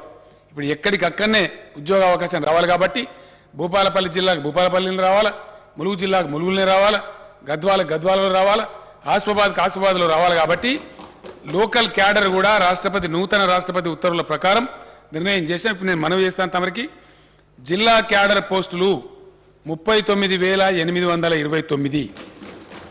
ఇవి ఏ జిల్లాకు ఆ జిల్లానే వస్తాయి అధ్యక్ష. నేను వివరాలు చెప్తాను. జోనల్ పోస్టులు ఇందాక నేను చదివినటువంటి 7 జోన్లలో ఉన్నటువంటి పోస్టులు ఆ జోన్ వాళ్ళకే చెందుతాయి. 18,866 ఉద్యోగాలు. మల్టీ జోనల్ పోస్టులు 13,170. విశ్వవిద్యాలయాలు, సచివాలయం, హెచ్ఓడీలు వగైరా కలిపి 8,147 ఉద్యోగాలు. అధ్యక్ష, జిల్లాల వారీగా అంటే ఏ జిల్లాకు ఆ జిల్లాకే తక్షణం లభించే ఉద్యోగాల సంఖ్య ఎక్కడి వాళ్ళకి అక్కడనే వస్తుంది అధ్యక్ష. అక్కడనే నియామక ఉత్తర్వులు ఇస్తారు. హైదరాబాద్ 5,268, నిజామాబాద్ 1,976, మేడ్చల్ మల్కాజ్గిరి 1,769 మంది, రంగారెడ్డి 1,561, కరీంనగర్ 1,465, నల్లగొండ 1,398, కామారెడ్డి 1,340, ఖమ్మం 1,340, భద్రాద్రి కొత్తగూడెం 1,316, నాగర్ కర్నూలు జిల్లా 1,257, సంగారెడ్డి జిల్లా 1,243, మహబూబ్ నగర్ జిల్లా 1,213, ఆదిలాబాద్ జిల్లా 1,193, సిద్దిపేట జిల్లా 1,178, మహబూబాబాద్ జిల్లా 1,172, హనుమకొండ జిల్లా 1,157, మెదక్ జిల్లా 1,149, జగిత్యాల జిల్లా 1,063, మంచిర్యాల జిల్లా 1,025, యాదాద్రి భువనగిరి 1,010, జయశంకర్ భూపాలపల్లి 918, నిర్మల్ జిల్లా 876, వరంగల్ జిల్లా 842, కొమరంభీం ఆసిఫాబాద్ 825, పెద్దపల్లి జిల్లా 800, జనగామ జిల్లా 760, నారాయణపేట జిల్లా 741, వికారాబాద్ జిల్లా 738, సూర్యాపేట జిల్లా 719, ములుగు జిల్లా 696, జోగులాంబ గద్వాల 662, రాజన్న సిరిసిల్ల 601, వనపర్తి జిల్లా 556, మొత్తం 39,829 అధ్యక్ష. డైరెక్ట్ రిక్రూట్మెంట్ వేకెన్సీలు జోన్ వారీగా అధ్యక్ష, అంటే జోనల్ పోస్టులు. Zone 1 Kaleshwaram 1,630, zone 2 Basara 2,328, zone 3 Rajanna 2,403, zone 4 Bhadradri 2,858, zone 5 Yadadri 2,160, zone 6 Charminar 5,297, zone 7 Jogulamba 2,190, మొత్తం 18,866 అధ్యక్ష. దీంతో పాటు మల్టీ జోనల్ పోస్ట్ ఇందాక నేను మనవి చేసినటువంటి ఆర్డీఓ, డిఎస్పీ, వగైరా వగైరా అధ్యక్ష ఒక 15-20 కేటగిరీలు ఉన్నాయి. దానిలో సిటీఓ, ఆర్టీఓ ఇవన్నీ కూడా ఉంటాయి. ఎక్సైజ్ సూపరింటెండెంట్, డైరెక్ట్ రిక్రూట్మెంట్ అధ్యక్ష. ఇవి multi zone 1 6,800, multi zone 2 6,370, multi zone మొత్తం కలిపి 13,170. ఈ విధంగా ఈ వేకెన్సీలు కూడా ఇమ్మీడియట్ నోటిఫై చేస్తారు అధ్యక్ష. దీని తర్వాత డిపార్ట్మెంట్ వారీగా నేను మనవి చేస్తా ఉన్నా. స్టేట్ వైడ్గా హోంశాఖలో 18,334, సెకండరీ ఎడ్యుకేషన్ అంటే టీచర్ పోస్టులు వగైరా ఉంటాయి అధ్యక్ష 13,086, హెల్త్ మెడికల్ ఫ్యామిలీ వెల్ఫేర్లో 12,755, హయ్యర్ ఎడ్యుకేషన్ అగైన్ ఎడ్యుకేషన్ అధ్యక్ష అంటే కాలేజ్ ఎడ్యుకేషన్లో 7,878, బీసీల సంక్షేమం 4,311, రెవెన్యూ డిపార్ట్మెంట్ అంటే నూతనంగా ఏర్పడ్డ మండలాలు, డివిజన్లు, జిల్లాల వారీగా పోస్టుల భర్తీ అధ్యక్ష.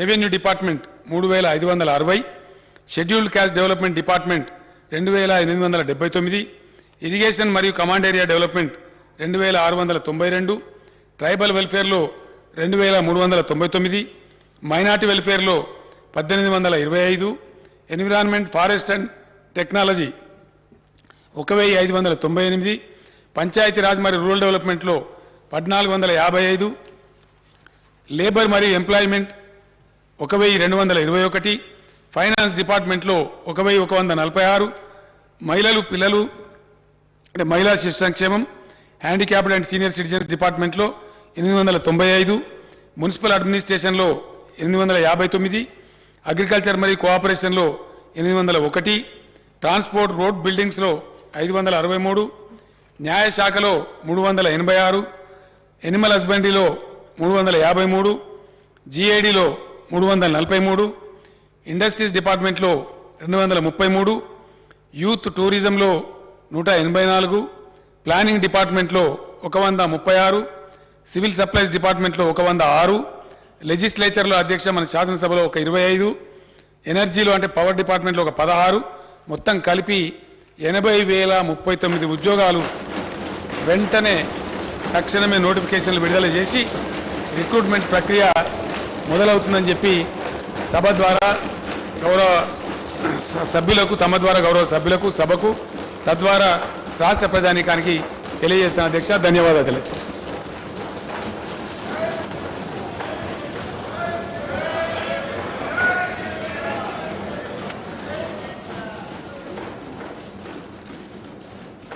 There are some announcements.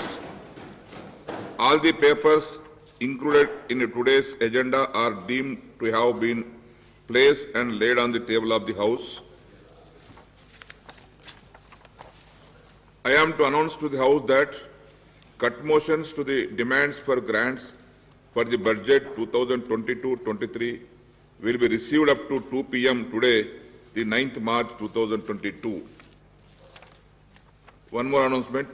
I am to announce to the House that I have nominated the following members to be on the panel of chairmen for the second meeting of 8th session: Sri Dharamsot Reddy Nayak, Sri Muhammad Mozam Khan, Sri Hanuman Sinde, Sri Manchireddy Kishan Reddy. Now, general discussion on the annual finance statement budget for the 2022-23. I request Sri Akbaruddin Owaisi Garu to initiate the general discussion on the annual finance statement budget for the year 2022-23. Honorable Speaker, sir. Sir, before I go on the discussion on the budget, state budget for the year 2022 and 2023, I would like to congratulate the Honorable Chief Minister Sahab for making the announcement for the recruitment in the government department. बहुत देर से ये मुतालबा था और आज chief minister साहब ने इस ऐवान के जरिए रियासत की आवाम में एक खुशी की लहर दौड़ा दी कि इतने सारे तकर्रुरात का ऐलान किया, न सिर्फ वैकेंसीज को फिल करने का ऐलान किया बल्कि उसके साथ ही साथ ये भी ऐलान किया कि जितने भी जो लोग काम कर रहे थे कॉन्ट्रैक्ट बेसिस पे उनको भी रेगुलर करेंगे और सालाना हर वैकेंसी जब भी आएगी उसको पुर किया जाएगा। ये काबिल मुबारकबाद इक़दाम है जिसके लिए मैं अपनी पार्टी की जानिब से चीफ मिनिस्टर साहब को, रियासती हुकूमत को दिल की गहराइयों से मुबारकबाद देता हूं। Sir, now going ahead with the discussion on the state budget for the year 2022 and 2023. Sir, I congratulate the Finance Minister, Janab Harish Rao Sahab, for presenting the next year budget with a record outlay of 2.57 crores. I also compliment Harish Rao Sahab for making a marathon budget speech for over 2 hours. However, I would like to say that this budget speech is very significant for 2 reasons.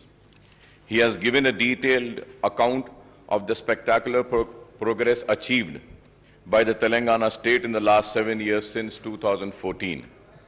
He has also pointed out clearly that this progress was made without any contribution of the central government and despite some hurdles created by those in power in Delhi. One could imagine what more Telangana state would have achieved if the powers that be in Delhi were responsive to its needs and demands. Minister Saab had stated about the discrimination suffered by the Telangana state at the hands of the Delhi rulers. I strongly condemn the discriminatory attitude of the centre against Telangana state. In the recent past, the central government has tried to snatch away the power of the state through several legislation and actions. Even in the next year's union budget, no justice was done to Telangana state. None of our irrigation projects have been given national status, and not a single rupee was sanctioned by the central government for these projects. So right from 2014, when the first Telangana budget was presented in this house, we have been cautioning that the central government is denying its due share to the state in the devolution funds. I have been repeatedly stating this, sir. Sir, we have also been cautioning that the 14th and the 15th Finance Commission have not done justice to the state, which requires special assistance for its faster development. So we have also made it very clear when the demonetization was announced, it was me and my party which has opposed the demonetization. And the demonetization has resulted in derailing the country's economy. The demonetization was responsible for the closure of many small-scale industries. The demonetization was responsible for snatching away the livelihoods of the poorest of the poor people. The demonetization has totally failed, I would say. The derailing of the economy had started from the day when the demonetization had come. We have also, me and myself, stood here in this house and had opposed the GST. And we know that the GST has also been a major cause for derailing the economy, taking responsible for closure of many industries, small-scale industries, taking away the livelihoods of the poor people. So GST had to be discussed more further without a total discussion and taking into account the real reasons as to why the GST was opposed by my party. We have already spoken about it, but I would say that all these are the reasons why the economy of the country was derailed. All our apprehensions have come true, and we have a situation where the state share of divisible pool of central taxes has decreased and the grant in aid also falling steeply. मैं ये भी बात जरूर कहूंगा कि मजलिस इत्तेहाद अल मुस्लिमीन मुसलसल मरकजी हुकूमत की नाकामियों पर रियासती हुकूमत को बार बार मुतवज्जो कराती रही, बार बार आगाह कराती रही और बोलती रही कि आपकी ये खुर्बत रियासत के लिए नुकसानदेह साबित होगी। देरी सही, लेकिन आज हम देखते हैं कि रियासती हुकूमत आज मरकजी हुकूमत के इक़दामात के खिलाफ शिद्दत के साथ आज उससे इख्तिलाफ कर रही है और अपनी नाराजगी का इजहार कर रही है। तो आखिर मजलिस इत्तेहादुल मुस्लिमीन की बात और उसकी पॉलिसी सही साबित हुई कि रियासती हुकूमत से को नुकसान पहुंचा मरकजी हुकूमत की खुरबत के जरिए। Sir, for instance the state share of central taxes has come down from rupees 15.987 crores in 2019 and 20 to rupees 7,589 crores in the first 10 months of the current financial year to 2021-2022 as per the CAG accounts. Similarly, the grant in aid for the center has decreased from 11,598 crores in 2019 and 20 to rupees 7,303 crores in the first 10 months of 2021 and 2022, sir. Hence, the state's share of central taxes and central grants in aid together total rupees 27,587 crores in 2019 and 20. And this has come down to just rupees 14,892 crores in the 10 months of 2021 and 2022, sir. So the direct consequence of lack of adequate central grants and share in divisible pool is that the state has to depend mainly on the borrowings to finance a big chunk of its revenues and capital expenditures. At the same time, GSDP has more than doubled from 4.51 lakh crores in 2013-14 to rupees 11.55 lakh crores in the year 2021-22, sir. Moreover, the state has recorded positive growth in the last 2 years despite the impact of COVID, even as other states had registered negative growth. It is gratifying to note that Telangana's per capita income has risen from rupees 1.24 lakh in 2014 and 15 to rupees 2.79 lakhs in 2021-22, which is significantly higher than the average national per capita income, sir. Coming to the state budget estimates for the next financial year, the finance minister has projected total revenue and expenditure of rupees 2.57 lakhs crores. The revised estimate for the current year is rupees 2.10 lakh crore as against the budget estimate of rupees 2.30 lakh crores, sir.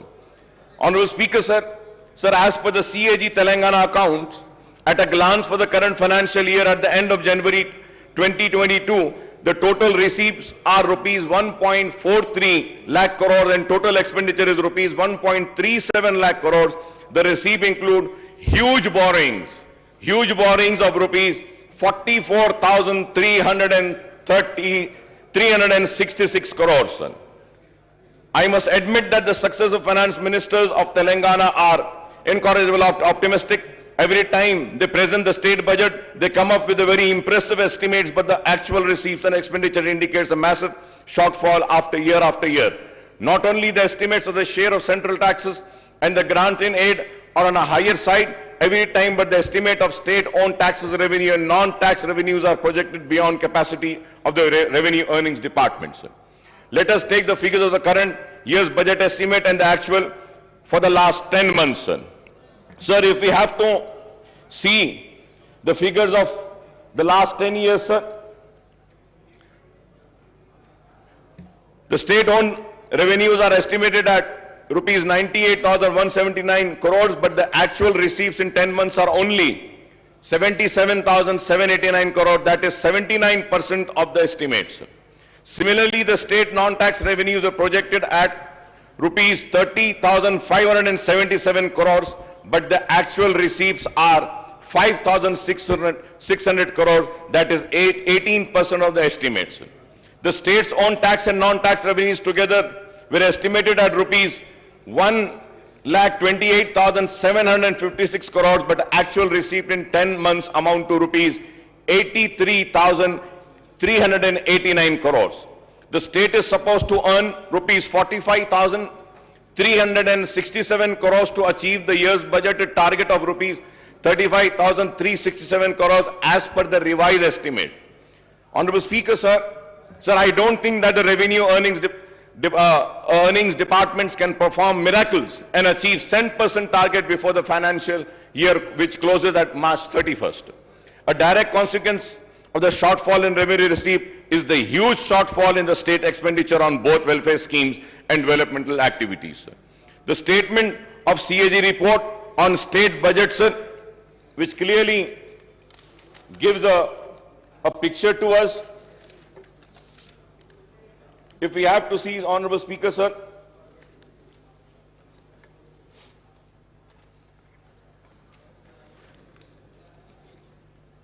sir, further going ahead with the rising debt, sir, Telangana outstanding public debt will reach rupees 3,29,988 crores in 2022-23, accounting for 25% of gross state domestic product, sir. Sir, Honorable Speaker, sir, going further ahead, in the year 2019 and 20, the outstanding public debt stood at rupees 2,05,858 crores. Thus, the next year outstanding debt represents a massive increase of rupees 1,24,130 crores on the outstanding debt in 2019 and 20. The outstanding debt share of GSDP is set to increase to 25% from 22%, sir. Interest payment on loan will increase from rupees 17,000. This is a very important point, sir. Interest payment on loan will increase from rupees 17,584 crores in 2021-22 to rupees 18,911 crores in 2020 to 2023, and the debt repayment of principal amount will also increase from 6,460 in 2021-22 to rupees 8,336 crores in the year 2022-23. Sir, we may say that raising a loan is acceptable, but it should only be used for capital expenditure. Sir, I may point out that the actual debt component will be much higher than the projected figures. So the loan raised by the various corporations and bodies, including the Greater Hyderabad Municipal Corporation, are not shown in these figures, but these should also be considered outstanding debts because the state government stand guarantees to these loans. The loan amount should be spent on infrastructure project rather than welfare schemes, Honorable Speaker, sir. And I hope that when the Honorable Finance Minister would reply, he would also give me the details of the loans raised by various corporations, sir.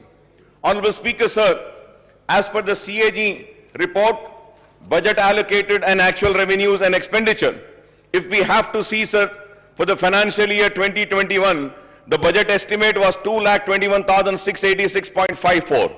Then the actuals were 1,42,688. That amounts to 64% only.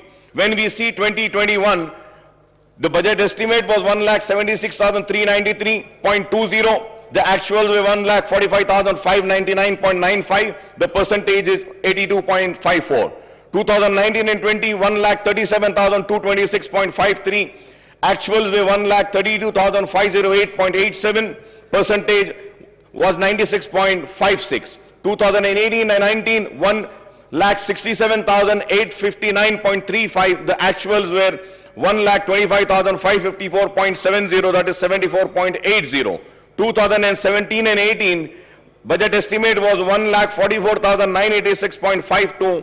The actuals were 1,15,887.35. 2016 and 17, budget estimate 1,27,266.59. The actuals were 1,17,799.40. That is 92.56%. 2015 and 16, 1,11,974 was the budget estimate. 1,11,974.82. The actuals were 96,051.29. That amounts to 85.78%. 2014 and 15, the budget estimate was 97,563.61. The actuals were 63,323.29. That was 64%, sir. Sir, when we see the budget estimate and the actuals, now let us see the table of the expenditure. Sir, when we see the expenditure for the year 2021 and 2022, sir, again if we see the budget estimate was 1,98,430.21, but the actuals were 1,37,190.44, that was 69.14 in the year financial year 21-22. When we go to financial year 2020 and 2021, the budget estimate was 1,60,731.00, but the actual expenditure was 1,34,731.68, that is 83.82%, sir. For the financial year 2019 and 20, the expenditure, budget estimate expenditure was 1,28,330.51, but the actuals were 1,23,809.09. 2018 and 19, the actual expenditure was, budget estimated was 1,58,823.80, but the actual expenditure was 1,16,804.25, that amounts to 73%, sir. Sir, again if we see 2017, the budget estimate for the expenditure was 1,39,441.00, but the actuals were 1,09,384.62, that amounts to 78.45%, sir. 2016 and 17, 1,26,519.49 was a budget estimate for expenditure, but the actuals were 1,14,397.62, that amounts to 90.42, sir. So 2015 also, it was 1,09,582.72, and the actuals were 90,818.44. In the year 2014 and 15, 94,890.50, but the actual expenditure was 61,840.48, sir. So now, if we are seeing these figures, so it is very clear that what has been the actuals and what has been the expenditure, what has been the budget estimate for the receipts and what has been the actuals, and also the expenditure, what was the budget estimate for the expenditure and what has been the actuals, sir. Sir, now going further ahead, sir, the state government claims that the Telangana is at the bottom of the list in the terms of GSDP ratio on public debt. In 2021, the outstanding loan was 2,44,119 crores, and in 2021 and 22, it stood at 2,85,120. If I am wrong, I may be corrected, sir. But as per my research and my work which I have done, the outstanding loan for the year 2021 is 2,44,119 crore, and in 21-22, it stood at 2,85,120 crores, sir. The loan raised for the open market would amount to rupees 2.89 lakh crores out of the rupees 3,29,988 crore outstanding debt in the coming fiscal year, sir. These figures, if are wrong, I may be corrected, sir. So the budget has proposed to borrow rupees 53,970 crores through market borrowing in 22-23 against 47,500 crores in the year 21-23. In 2020 and 2021, the market borrowings were 43,784 crores. The overall debt burden of the state government will stand. The important point, Honorable Speaker, sir, the overall debt burden of the state government will stand at 3,29,988 crores, including market borrowings of rupees 2,89,873 crores loan from the central government amounting to rupees 7,188 crore loan from autonomous bodies, rupees 13,591 crore special security, small saving and provident fund, etc., rupees 19,336. So this is the state of loans. So I would like to welcome The important announcement made by the Finance Minister Saab in the budget speech, the government has increased the Arogashri reimbursement limit from rupees 2 lakh to 5 lakhs for routine procedures and up to 10 lakhs for transplant. However, Honorable Speaker, sir, the allocation for Arogashri has come down from rupees 720 crores to 605 crores in the next year's budget, sir. Sir, at the same time, Honorable Speaker, sir, I would like to bring across is that the rates which have been fixed by Arogashri are the rates which have been fixed long back, more than 15 years back. The rates were fixed. The rates needs to be revised. The revision of rates are very important.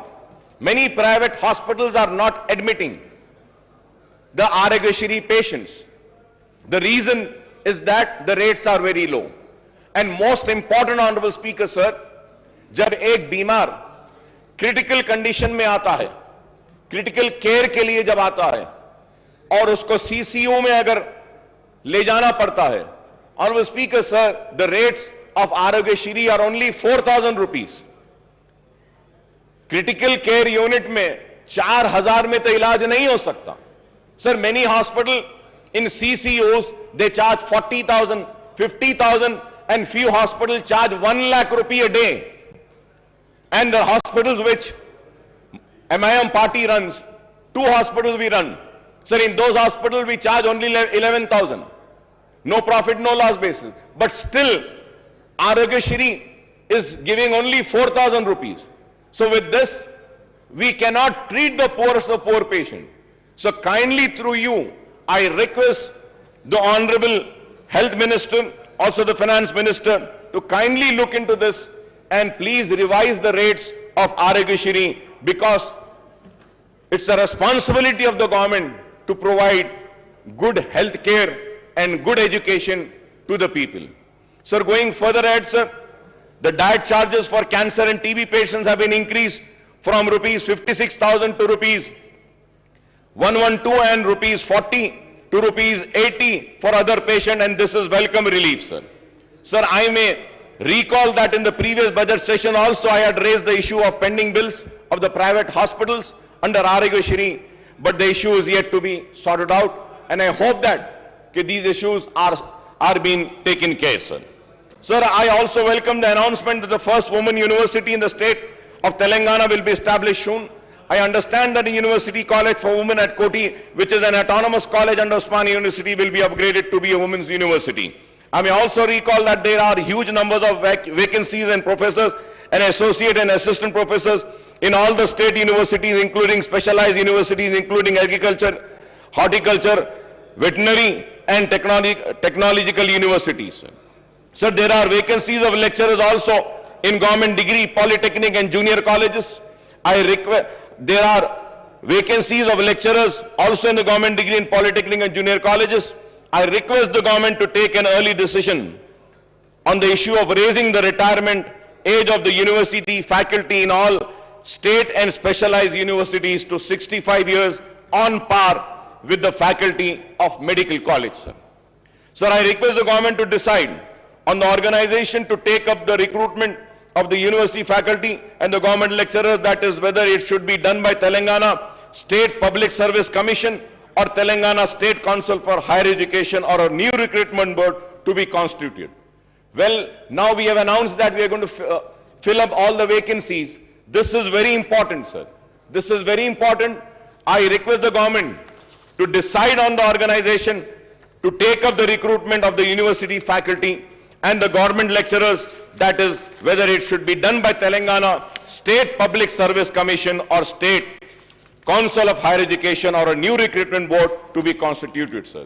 So I repeated this point because it's very important after the announcement made today by the Honorable Chief Minister Saab. Sir, after a gap of 3 years, the government has decided to implement the lowered age limit of Asra pension from 65 years to 57 years. Sir, I may point out that as many as 3.3 lakh applications with the earlier age limit are pending and 7.80 lakh new applications have been received after reduction in the age limit. So I would like to also say that almost 11.10 lakh applications have to be cleared immediately to disburse the old age pension from new financial year commencing on 1st of April. Sir, in the last 7.5 years, the government has spent 46,650 crores on Asra pension, and the number of beneficiaries have gone up to 38.41, sir. I would like to congratulate the government for this Asra pension, sir. It is very good, sir, that we are doing a wonderful work in Asra pension, and I think it is the only state in the entire country which has given or sanctioned so many applications, sir. So with this, the sanction of pending applications, the number of beneficiaries may reach 50 lakhs, and this may require much higher outlay than the proposed rupees 11,728 crores in the next financial year, sir. Sir, when it is going to go to 50 lakhs, I don't think 11,78,000 crores, which has been allocated for the next budget, would not be sufficient. This needs to be looked into. Going ahead on the education, sir. Sir, we also have welcomed Mana Uru Mana Badi and Mana Basti Mana Badi program launched by Honorable Chief Minister Janab KCR Saab on Monday. The government has taken the initiative to introduce English medium in all the government schools on par with corporate school. Under the Mana Badi scheme, provision of infrastructure in all the government schools will be taken up in phased manner. However, while infrastructure development necessary, what is more important is that the filling up of all teaching, non-teaching posts in the government schools, which has been announced today by the Honorable Chief Minister Saab. And about 26 lakh students are studying, and 1 lakh teacher posts are sanctioned in the government schools across the state. Official estimate that there are about 25,000 vacancies, and I hope after the announcement of today, the vacancies, including the Urdu medium vacancies of 530 teachers posts of all types of posts in the school education department, first promotion would be completed in the district level, which are pending for the last 20 years. The remaining posts will be filled through direct recruitment, and but out of the 4,379 posts of headmaster, 1,946 posts are vacant, and I hope after today's announcement, these vacant posts will be filled. In 594 mandals and 528 mandal education officers posts are also sanctioned. Only 20 regular MEOs are working, and remaining 508, that is 95% in charge, are working as MEOs. Sir, we have also made a repeated demand, and once again I would like to come on record and say that about a separate DSC to be conducted for Urdu medium. Sir, we had meetings with the Honorable Education Minister, Madam Sabita Indra Reddy साहिबा के साथ हमारी meetings हुई, लेकिन आज तक भी separate Urdu DSC का हुआ नहीं. डी रिजर्वेशन जो होना है वो भी नहीं हुआ आज तक, और उर्दू मीडियम के स्कूल्स में हमने बहुत सारी बातें रखी थी, वो भी नहीं हुआ. And at the same time, sir, so for so many years, the sweepers and attenders posts in school education department are being removed, sir. निकाल दिए गए साहब. आपको हैरत होगी साहब, पूरे रियासत में झाड़ू देने वाले और अटेंडर्स के जो पोस्ट है स्कूल एजुकेशन में, वो निकाल दिए गए. और हमने देखा है कि टीचर्स झाड़ू दे रहे हैं, टॉयलेट्स को साफ करने वाले कोई नहीं है. This is a very important issue which needs to be taken up, which needs to be addressed, sir. Sir, there are 85 mandal in charge MEOs are looking after 1 mandal each. 1 MEO is in charge of 7 mandals. 8 MEOs are in charge of 5 mandals each. 24 MEOs are handling 4 mandal each. 59 MEOs are overseeing 3 mandal each, and 87 MEOs are managing 2 mandal each, sir. So the state has 33 districts, but the government has not sanctioned the DO post for all the districts. For all the districts, we need to have DOs, sir. Out of the 12 DO sanctioned posts, only 7 DOs are working, and there are 5 vacancies, and we are told that 26 districts, only in charge DOs are running the show. In Telangana state, 66 deputy DOs posts are sanctioned, but only 6 deputy DOs are working, and remaining 60 posts are vacant, and I hope that these vacant posts would be filled by the announcement made by the Honorable Chief Minister Saab today. Also 70 senior lecturer posts are vacant. Out of 166 Telugu lecturer posts, 152 are vacant and only 15 are working, and out of 40 Urdu lecturer posts, 37 are vacant and only 3 are working. And I hope that these vacancies will also be filled up by the announcement made by the Honorable Chief Minister Sahab. Sir, at the same time, sir, so Honorable Speaker, sir, I might sound very bad and my friends and colleagues might feel very offended, But sir, I am not here to offend anybody. I am here to bring to your kind notice, sir. Sir, we have a sanctity of this house. Sir, we have to maintain the decorum of this house. We have to keep the honor of this house alive. Sir, in this house, the leader of the house, Chief Minister Saab, had announced on my request and on my demand, sanctioning 20 crores to Falaknuma Educational Campus. He had announced sanctioning amount to Chanchalgula Educational Campus. He announced the same to Hussaini Alam and Golconda Educational Campus. And the announcement has been made 3 years back, sir. आज तक एक पैसा नहीं दिया गया साहब मैं आपको मेरी बात बुरी दिखेगी, लेकिन अगर कोई मेंबर अपनी सीट पर से उठकर यहां अगर वेल में आता है तो उसको सस्पेंड कर दिया जाता है, लेकिन जो अनाउंसमेंट इस ऐवान में होता है उसको पूरा नहीं किया जाता तो उसके ऊपर आपको फैसला लेना पड़ेगा। स्पीकर साहब, अगर नहीं करना है तो अनाउंस ना कीजिए, मेहरबानी होगी नहीं करिए। इस ऐवान के लिए कह रहा हूं मैं, इसके वखार के लिए, इसकी इज्जत के लिए कह रहा हूं।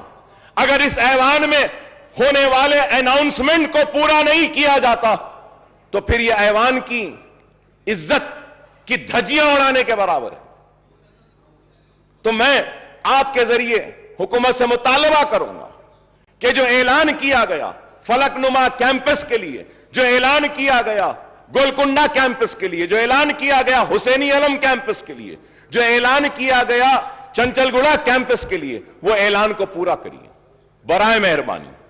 Sir, going to GHMC, sir. So the finance minister had recounted the infrastructure development taken up in the GHMC area since 2014, particularly under SRDP, CRMP and SNDP. However, the fact remains that the state government has not provided grants to the GHMC for taking up these work, and hence the GHMC has to go for massive borrowings from the banks and also raising the municipal bond to finance these projects. Sir, the GHMC has raised bonds of 1,000 crores and borrowed 3,900 crores for SRDP work, 1,500 crores for CRMP work, and 858 crores for SNDP work, sir. Some of the SNDP works costing to rupees 225 crores are taken up in the surrounding municipality and municipal corporation with the GHMC borrowing. From 2014 onwards, GHMC is in serious financial crisis as the grant for both the central government and the state government have decreased considerably, and the state government is not even paying property tax of rupees 300 crores per annum on its buildings. जो government के building है उसकी property tax के जो 300 करोड़ है वो भी GHMC को नहीं दी जाती. On the other hand, the GHMC is paying 1 crore every day, that is rupees 365 crores per annum for repayment of loan and interest on borrowing. Honorable Speaker, sir, every day the GHMC is paying 1 crore. Sir, at the same time, sir, under the 14th and 15th Finance Commission grant, the central government sanctioned funds amounting to rupees 300 crores and rupees 1,000 crore respectively to the GHMC, but these have not been realized by the state government. With the introduction of TSB pass for building permission, the building permit fees is deposited with the state treasury and the GHMC is not getting this amount. Sir, मैं घर बनाना चाहता हूं, घर बनाने के permission के लिए पैसे भरता हूं, वो पैसे GHMC में नहीं आते हैं सर. वो गवर्नमेंट ट्रेजरी में चले जाते हैं। सर, ये जीएचएमसी में घर बन रहा है, परमिशन जीएचएमसी दे रही है, तो पैसा तो जीएचएमसी को आना चाहिए, लेकिन ऐसे नहीं हो रहा है sir. So the GHMC's own revenues are meant for paying staff salaries and for the maintenance work and for major works and project funds. Projects funds have to be sanctioned by the state government. I want to know how many projects in GHMC are funded by the state government from 2014 onwards, sir. GHMC के जो भी projects हैं, government की तरफ से क्या दिया जा रहा है? Now maintenance and new works in GHMC have come to a halt from July 2021 and onwards, since payments were not made to GHMC contractors. The contractors' dues are rupees 300 crores and the government should release the fund for development of work to GHMC to clear this fund. Most of the 2,000 contractors at GHMC are petty contractors whose livelihood depends on GHMC work. Sir, I also have the statement, sir. Abstract of MAUD department budget for 7 years.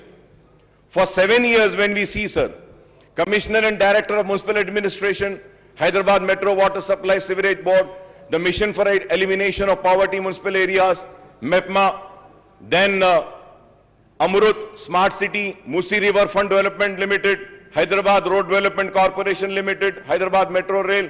Isme, sir, 11th is Greater Hyderabad Municipal Corporations. So the budget estimate, Honorable Speaker, sir, was 8,920.36 crores. Budget release 236.11. Only, sir, 236.11. This is for the financial year 2014 and 15 se lekar for the year 2021-22 tak. Last 7.5-8 years में 8,990.36 करोड़ का ऐलान किया, लेकिन budget release 236 crore का हुआ और expenditure, sir, now we have to see what has been the expenditure.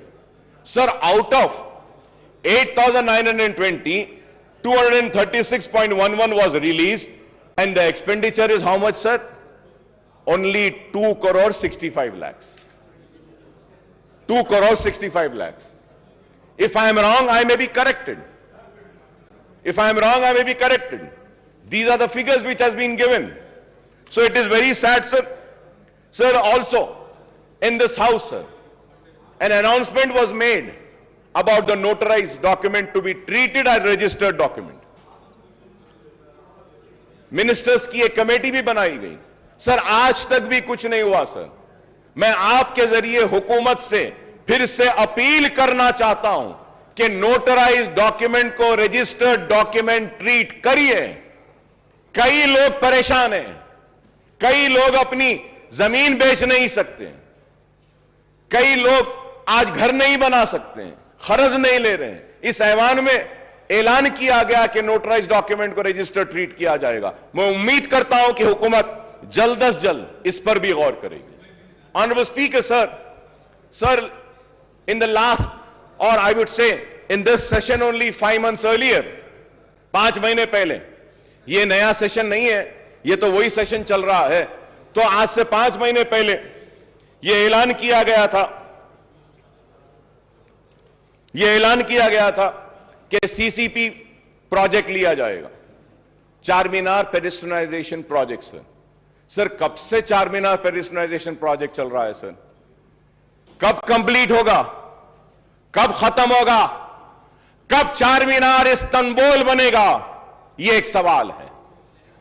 और उसके बाद जवाब में यह बोला गया कि कुली कुतुब शाह के जरिए चारमीनार पेडिस्ट्रियनाइजेशन का प्रोजेक्ट करेंगे, कुली कुतुब शाह के जरिए नए पुल के पास जो ब्रिजेस है वो बनाएंगे, कुली कुतुब शाह को और काम देंगे. सर, कुली कुतुब शाह का जो पहला जितना बजट लास्ट ईयर दिए थे उससे और कम कर दिया गया. आप बजट एलोकेशन कम करेंगे, लास्ट ईयर जितना बजट दिया गया था that was sufficient enough only for the payment of salaries of Quli Qutub Shah urban development authority employees. और अब कुछ भी नहीं किया गया. Sir, pending works of nalas and sports and the stadiums are still pending. In my constituency, sir, one stadium work was started 10 years back, sir. It is more than 10 years that it is yet to be completed. Sir, we have spoken about the nalas 5 months earlier when we have the assembly session. That time we spoke about nalas. We spoke about the breach जो शिगाफ आया था तालाबों में, जिसकी वजह से नुकसान हुआ था लोगों को, उसके बारे में बात करें. और हमने कई तजावीज दिए. मैं बड़ी मौजरत के साथ ऑनरेबल स्पीकर साहब कह रहा हूं, मेरे दोस्त काबिल दोस्त को बुरा दिखेगा, खराब दिखेगा मेरे काबिल दोस्त को, केटी रामाराव साहब को, जिनकी मैं बहुत इज्जत करता हूं, एहतराम करता हूं. लेकिन ऑनरेबल स्पीकर साहब, इस ऐवान में कहा गया था कि अकबर साहब हम मीटिंग बुलाते हैं, बैठते हैं. दशहरा गया, दिवाली गई, दिवाली के बाद क्रिसमस गया, न्यू ईयर गई, संक्रांति गया. कब होगी मीटिंग? बुला लीजिए साहब. हम आप साहब, हमारे पास पूरा टाइम है. आप जब बोले, जब हम आ जाते हैं आपके पास. जब आप बोले आ जाएंगे. एक मीटिंग उसकी बुला लीजिए. Sir, going to Hyderabad metro rail, sir, we welcome the announcement that Hyderabad Metro Rail has been allocated rupees 500 crores in the next in the next year's budget for taking up works on the long pending connectivity to the old city from Mahatma Gandhi bus station Imliban to Falaknuma under corridor 2 of 5.5 kilometers. बार बार इल्जाम था हुकूमत पर और मजलिस पर भी कि metro old city में नहीं आई. लेकिन इस बजट एलोकेशन के बाद हमको उम्मीद है कि मेट्रो जरूर दौड़ेगी पुराने शहर में भी. Sir, for metro connectivity to Shamshabad airport an allocation of rupees 377.35 crores has been made. The project has been awaiting government nod for the 32 kilometers elevated work from Gachibowli for the last couple of years. The Hyderabad Metro Rail, the government special purpose vehicle which oversees the metro construction, has been provided loan of rupees 1,500 crores too. But we are disappointed, Honorable Speaker sir, but we are disappointed that no allocations have been made for MMTS Phase 2. MMTS Phase 2 के लिए हम बार बार मुतालबा कर रहे हैं. कितने साल से? 6-7 साल से मुतालबा है कि MMTS Phase 2 के लिए एलोकेट करिए फंड्स, लेकिन वो अब तक नहीं हुआ. मैं उम्मीद करता हूं कि फाइनेंस मिनिस्टर साहब MMTS Phase 2 के लिए भी जो रिक्वायर्ड फंड्स हैं उसको भी जारी करेंगे. So the state government has to provide its share of assured 2/3 funds of total cost of 817 crore, but only 129 crores was released. The MMTS Phase 2 project taken up by the South Central Railway should be completed in all respect, connecting the suburbs and providing a cheaper and environmental friendly transport system to the poor and middle class passengers. The MMTS Phase 2 also provides for extending the connectivity to the Shamshabad airport, and this can be supplement the metro connectivity from Gachibowli. So about 2 BHK with an objective to providing a dignified dwelling of decent size, the government is implementing 2 BHK program. The government has sanctioned 2.91 lakh houses all over the state and 1 lakh in the GHMC area. However, in the 15 assembly segments of Hyderabad district, only 9,453 houses are sanctioned and 24 locations, and there is no 2 BHK housing site in Charminar, Amberpet segment, sir. Sir, in the GHMC area, only 4,504 houses have been completed and only 3,136 houses are actually handed over to the beneficiaries, sir. Most of the housing units in GHMC area are at various stages of constructions, and work has been stopped at most of the site as, again, the same problem. The contractors are not paid their dues for several months. I request through you, sir, कि ये contractors के जो पैसे हैं, इसको pay करने के लिए बोली. In the next year budget allocation, rupees 12,000 crores is proposed for the 2 BHK program, and I hope that the housing units in GHMC would be completed and hand over to beneficiaries during the year. We welcome the government decision to launch the scheme of providing financial assistance for construction of 2-bedroom housing scheme for people who have their own plots with a unit cost of 3 lakh per house. 3 lakh रुपए गरीबों को जो जिनका खुद की जमीन है घर बनाने के लिए देने का जो ऐलान किया गया है, हम इसका खैर मुकद्दम करते हैं. It is better late than never, although the proposed unit cost has been brought down from the previous promise of rupees 5 lakhs rupees. Sir, in the coming financial year, 4 lakh beneficiaries will be provided assistance to construct the houses with a unit cost of 3 lakhs. For each assembly segment, 3,000 houses will be taken up. For providing financial assistance for these 4 lakh beneficiaries rupees, 12,000 crores will be needed. And the question is, where will the funds for the completion of construction of 2 BHK housing units will come from the government, sir? So now, going further ahead with the welfare department, sir.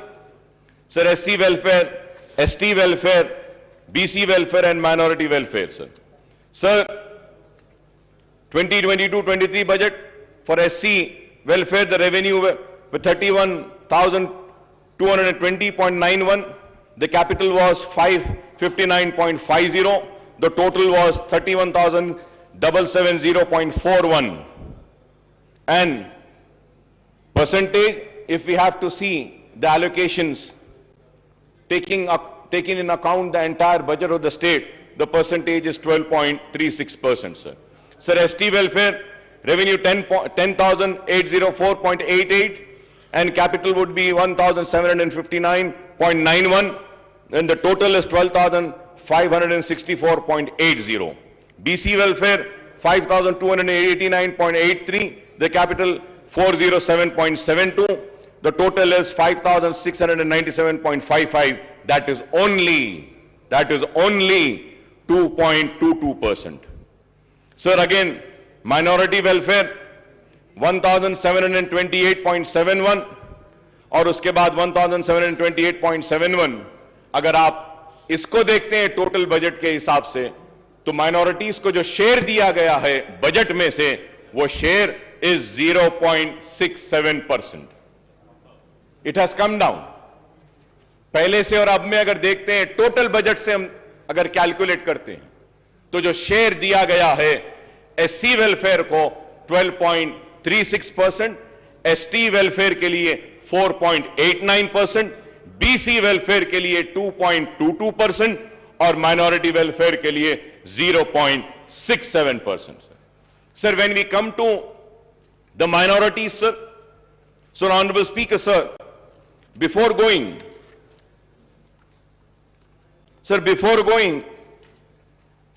further ahead on minorities, sir, मैं फिर से sir आपकी तवज्जो पे एक बात लाना चाहता हूं सर. आज से 5 महीने पहले चीफ मिनिस्टर साहब ने ऐवान में खड़े होकर पूरी तफसीलात दी थी. यह बुक दिया था और इसमें कहा गया कि माइनॉरिटीज पे क्या स्पेंड हुआ. टोटल 2014, 15, 16, 17, 17, 18, 18, 19, 20, 21 या 21, 22, सारा फिगर टोटल अप टू सितंबर 21, 6,971. और अगर हम सितंबर को माइनस कर देते हैं, सिर्फ 2021 तक लेते हैं, तो ये जो पैसा जो दिया गया है एवरी ईयर 2014, 15, 16, 17, 18, 19, 20 और 21 तक हम ले लेते हैं, 22 नहीं लेते हैं, तो the amount comes to 6,502. Amount comes to 6,512, sir, 6,512. Honourable finance minister साहब अपनी बजट की स्पीच में बोलते हैं 7 साल में 6644. अब सर सवाल ये है, ऑनरेबल चीफ मिनिस्टर साहब जो फिगर दिए हैं वो सही है, फाइनेंस मिनिस्टर साहब जो फिगर दे रहे हैं वो सही है, या फिर कौन सा फिगर सही है sir? And when we go further ahead sir, I would say that कि मैं रिकॉर्ड में आकर कहना चाहूंगा ये जो डिपार्टमेंट है सर, ये डिपार्टमेंट अपना होमवर्क सही नहीं करता है सर। सर अगर हम 7 इयर्स का टोटल लेते हैं माइनॉरिटीज का, जब budget allocation was 9,837.22, BROs released was 7,736.10, expenditure is 6,205.18, 6,205.18। Sir finance minister साहब को चाहिए था कि वो फॉर द ईयर 2021-22 का भी जो स्कीम वाइज है, जो हमारा 1,600 है, उसमें स्कीम्स में 949.7 है, एडिशनल बजट 133.96 करोड़ दिए, तो टोटल 1083.66, फिर रेजिडेंशियल स्कूल्स के लिए 649.98 दिए। तो अगर ये ले लेते हैं, जब ये सारा ले लेते हैं, गवर्नमेंट की तरफ से मैं कह रहा हूं कि अब तक माइनॉरिटीज पे जो खर्च हुआ है वो 7,347.89 करोड़ है। आपको यह बोलना चाहिए अब तक जो खर्च हुआ। 6644 आपने कहा, चीफ मिनिस्टर साहब एक फिगर देते हैं और ये फिगर असल ये है। This is why I say that the department needs to study, the finance department also needs to study and come prepared. This house should not be misled. Sir और एक चीज, before going further add, honourable minister साहब in speech has quoted and said that 40 crores have been given for Anisul Gurba. The building is complete, ready for inauguration. Honorable Speaker, sir, it is not ready, sir. Sir, I have the picture, sir. I have the picture, sir. Is this ready? Is this called ready? No, sir, it's not ready. Why I say that? Any word said or uttered in this house holds an importance. And a document has been given. एक किताब दी गई, किताब में कहा गया है कि खत्म हो गया, नहीं हुआ है। सर मैं आपसे कहना चाहता हूं कि इस ऐवान में और एक बात, एक और ऐलान किया गया था। महमूद अली साहब यहां मौजूद हैं, अगर मैं गलत कह रहा हूं तो मुझे रोकिए, मुझे टोकिए। ऐलान किया गया था कि हज हाउस के बाजू की जो बिल्डिंग है वहां पे माइनॉरिटीज के सारे ऑफिसेस को वहां पे लाया जाएगा। क्या ऐलान किया गया था या नहीं?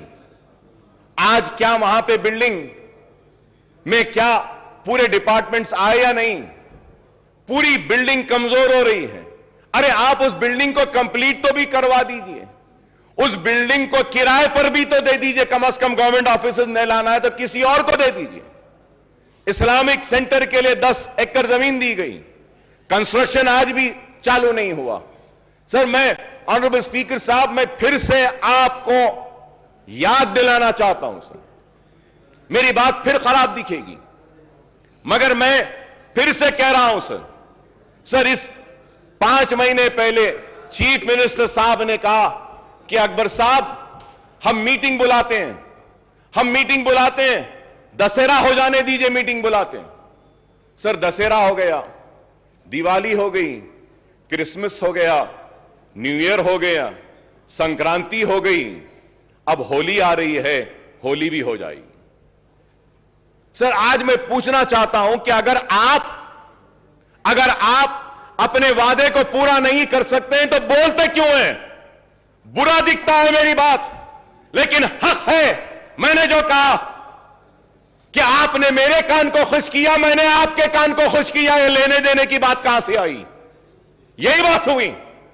बादशाह के दरबार में खड़ा है गाने वाला, गा रहा है, वाह वाह वाह क्या गाया, जमीन ले ले, वाह वाह वाह क्या गाया, जायदाद ले ले, वाह वाह वाह क्या गाया, सोना ले ले, वाह वाह वाह क्या गाया, हीरे ले ले, वाह वाह वाह क्या गाया, मोती ले ले, वाह वाह वाह क्या गाया, ये ले ले, वो ले ले, सब हो गया। बाद में आके बोलते हैं अरे सरकार मैं इतना अच्छा गाया और मुझे बोले कि तू जमीन ले ले, जायदाद ले ले, मोती ले ले, हीरे ले ले। तो सवाल ये है, तो पूछते हैं कहां है तो बादशाह पलट के बोलते हैं, अरे लेने देने की बात कहां है बाबा, तूने मेरे कान को खुश किया, मैंने तेरे कान को खुश किया।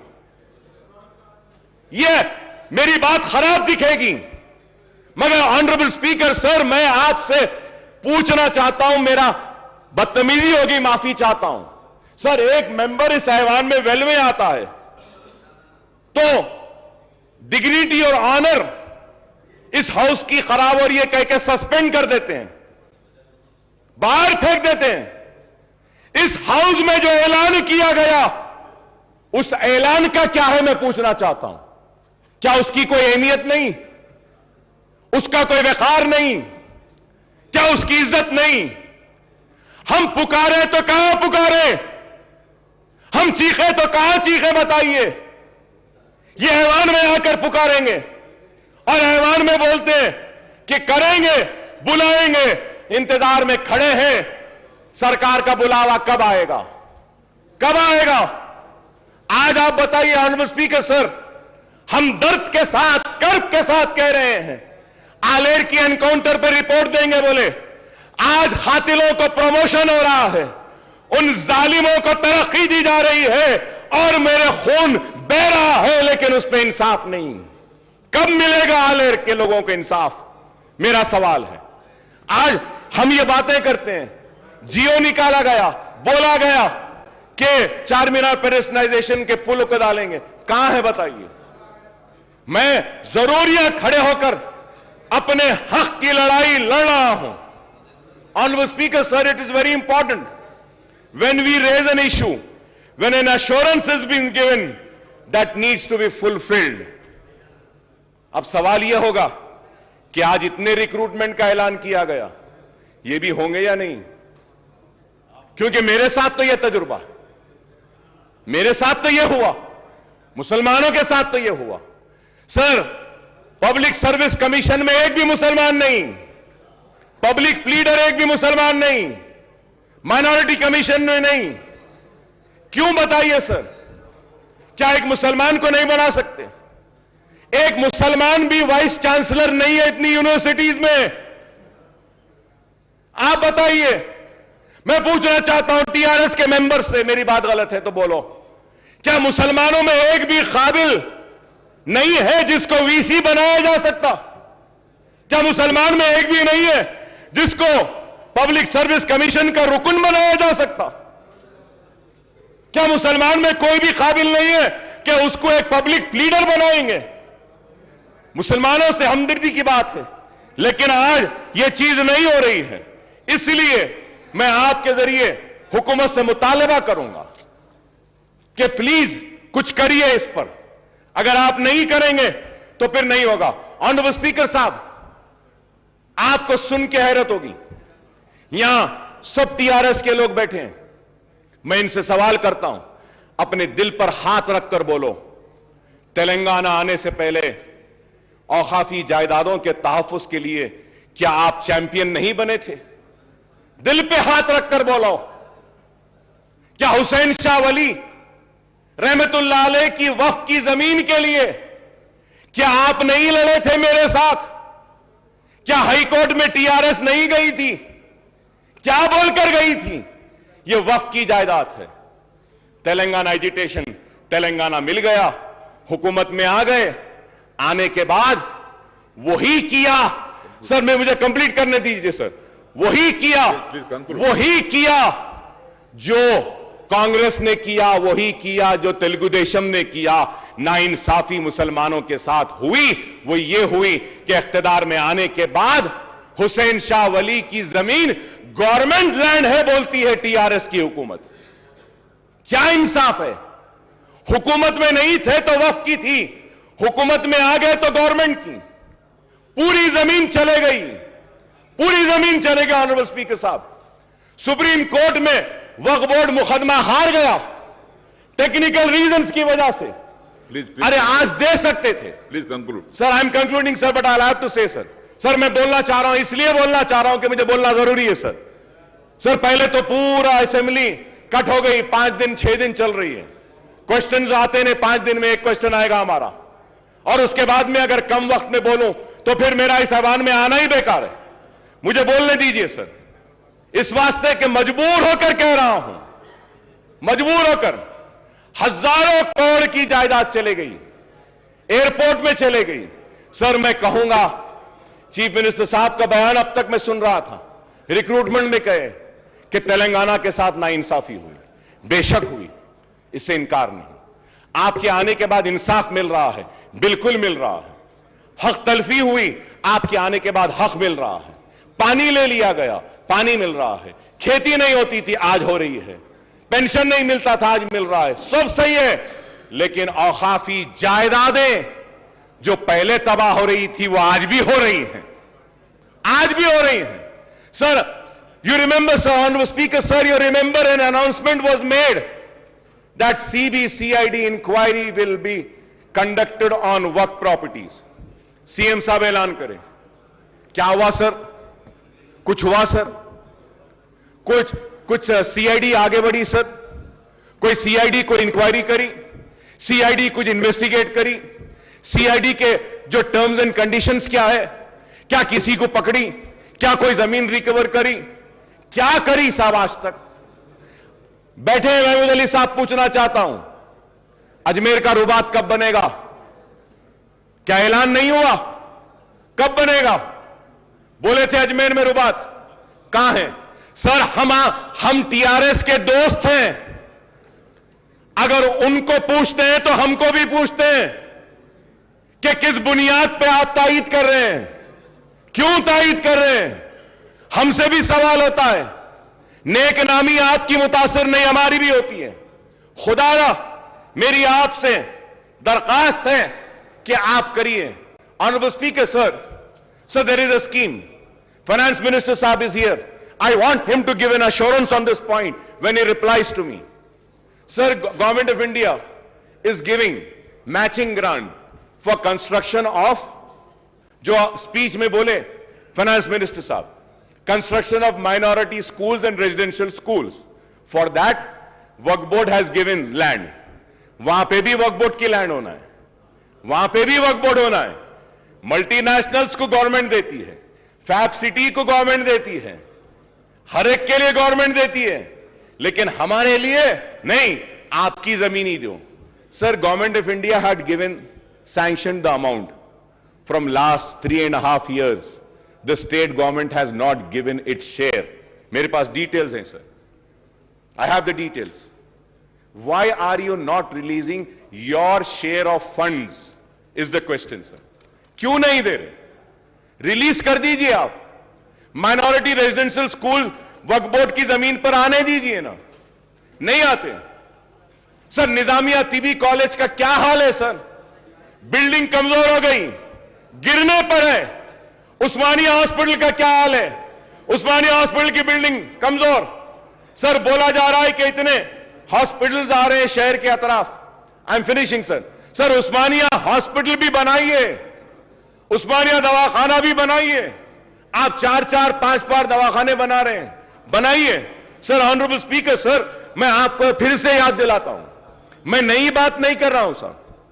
ऑनरेबल स्पीकर साहब, मैं नई बात नहीं कर रहा हूं, जो बार बार जो हर सेशन में करता हूं वही बात कह रहा हूं। उर्दू को दूसरी सरकारी जबान का मौखब दिया गया सर। सर, ये बजट की आज जो स्पीच का जो बुक हमको दिए ना साहब, उसमें तेलुगु था, इंग्लिश था, उर्दू नहीं था। उर्दू नहीं था, बाद में मंगाना पड़ा तो वहां से जाके उर्दू आया हमारे पास। क्यों साहब?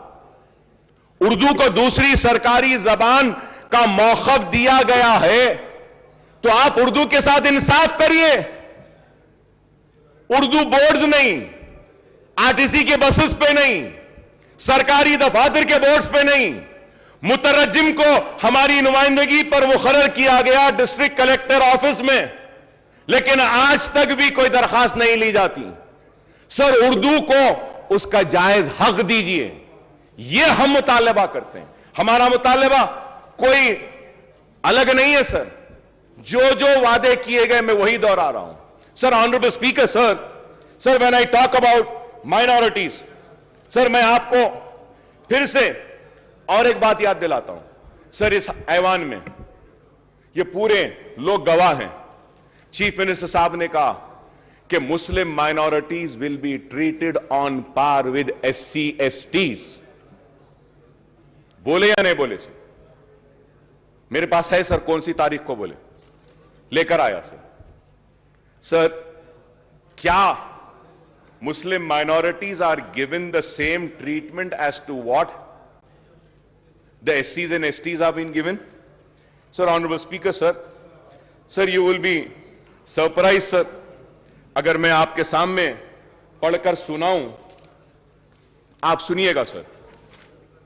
Sir, Scheduled Caste Development Department in the state of Telangana has 83 schemes, in which six schemes are centrally sponsored, whereas 49 schemes come under SC sub-plan.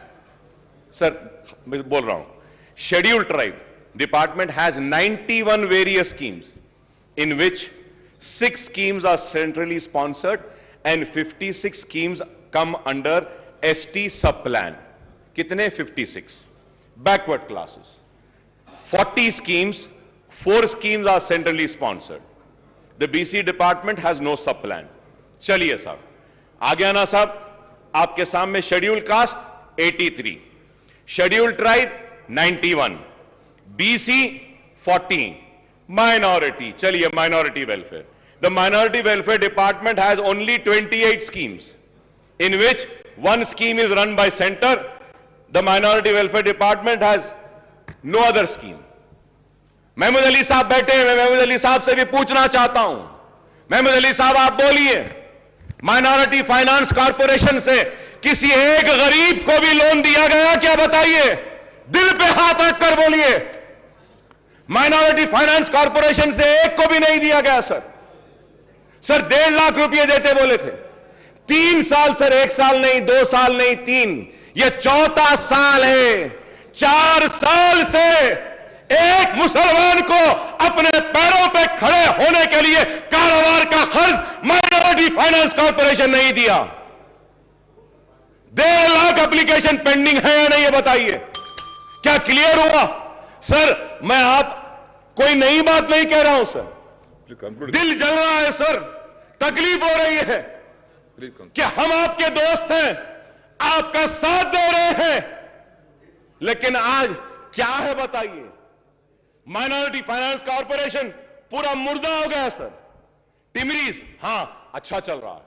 Anisul गुरबा काम हो रहा है। दरगाह बनाने शाह का काम हां हो रहा है। 69 कॉन्ट्रैक्ट लेक्चरर्स को रेगुलर अब ये आज के बाद हो जाएगा। मुतरज्जिम आए हो जाएंगे। मैं ये नहीं कह रहा हूं कि नहीं हुए। शादी मुबारक, यस, 2 लाख शादी मुबारक में गरीब बच्चों की शादियां हुई। मुबारकबाद देता हूं हुकूमत। जोन 7 जोगलांबा जोन, महबूब नगर, नारायणपेटा, जोगलांबा, गद्वा। नहीं हो रहा है उसको बोल कर रहूंगा, क्योंकि आवाम मुझे बोलने के लिए भेजी है। बोलना मेरा काम है। मेरी इस बात को ఆమోదం తెలపడంతో 2021లో తుది ఉత్తర్వులు జారీ అయ్యాయి. ఈ ఉత్తర్వులకు అనుగుణంగా స్థానిక క్యాడర్ వ్యవస్థీకరణ ప్రక్రియ గతేడాది ఆగస్టులో పూర్తి అయింది. పలు ఉద్యోగ సంఘాలతో చర్చల తర్వాత ప్రస్తుత ఉద్యోగులను కొత్త స్థానిక క్యాడర్ల కింద కేటాయించే ప్రక్రియను గతేడాది డిసెంబర్లో ప్రభుత్వం పూర్తి చేసింది.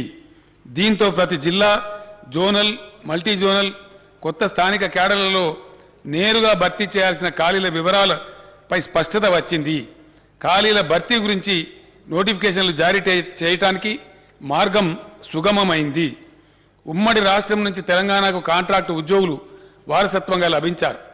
ప్రభుత్వ రంగంలో ఇంత పెద్ద సంఖ్యలో కాంట్రాక్టు ఉద్యోగులు ఉండటం సబబు కాదని తెలంగాణ ప్రభుత్వం భావించింది.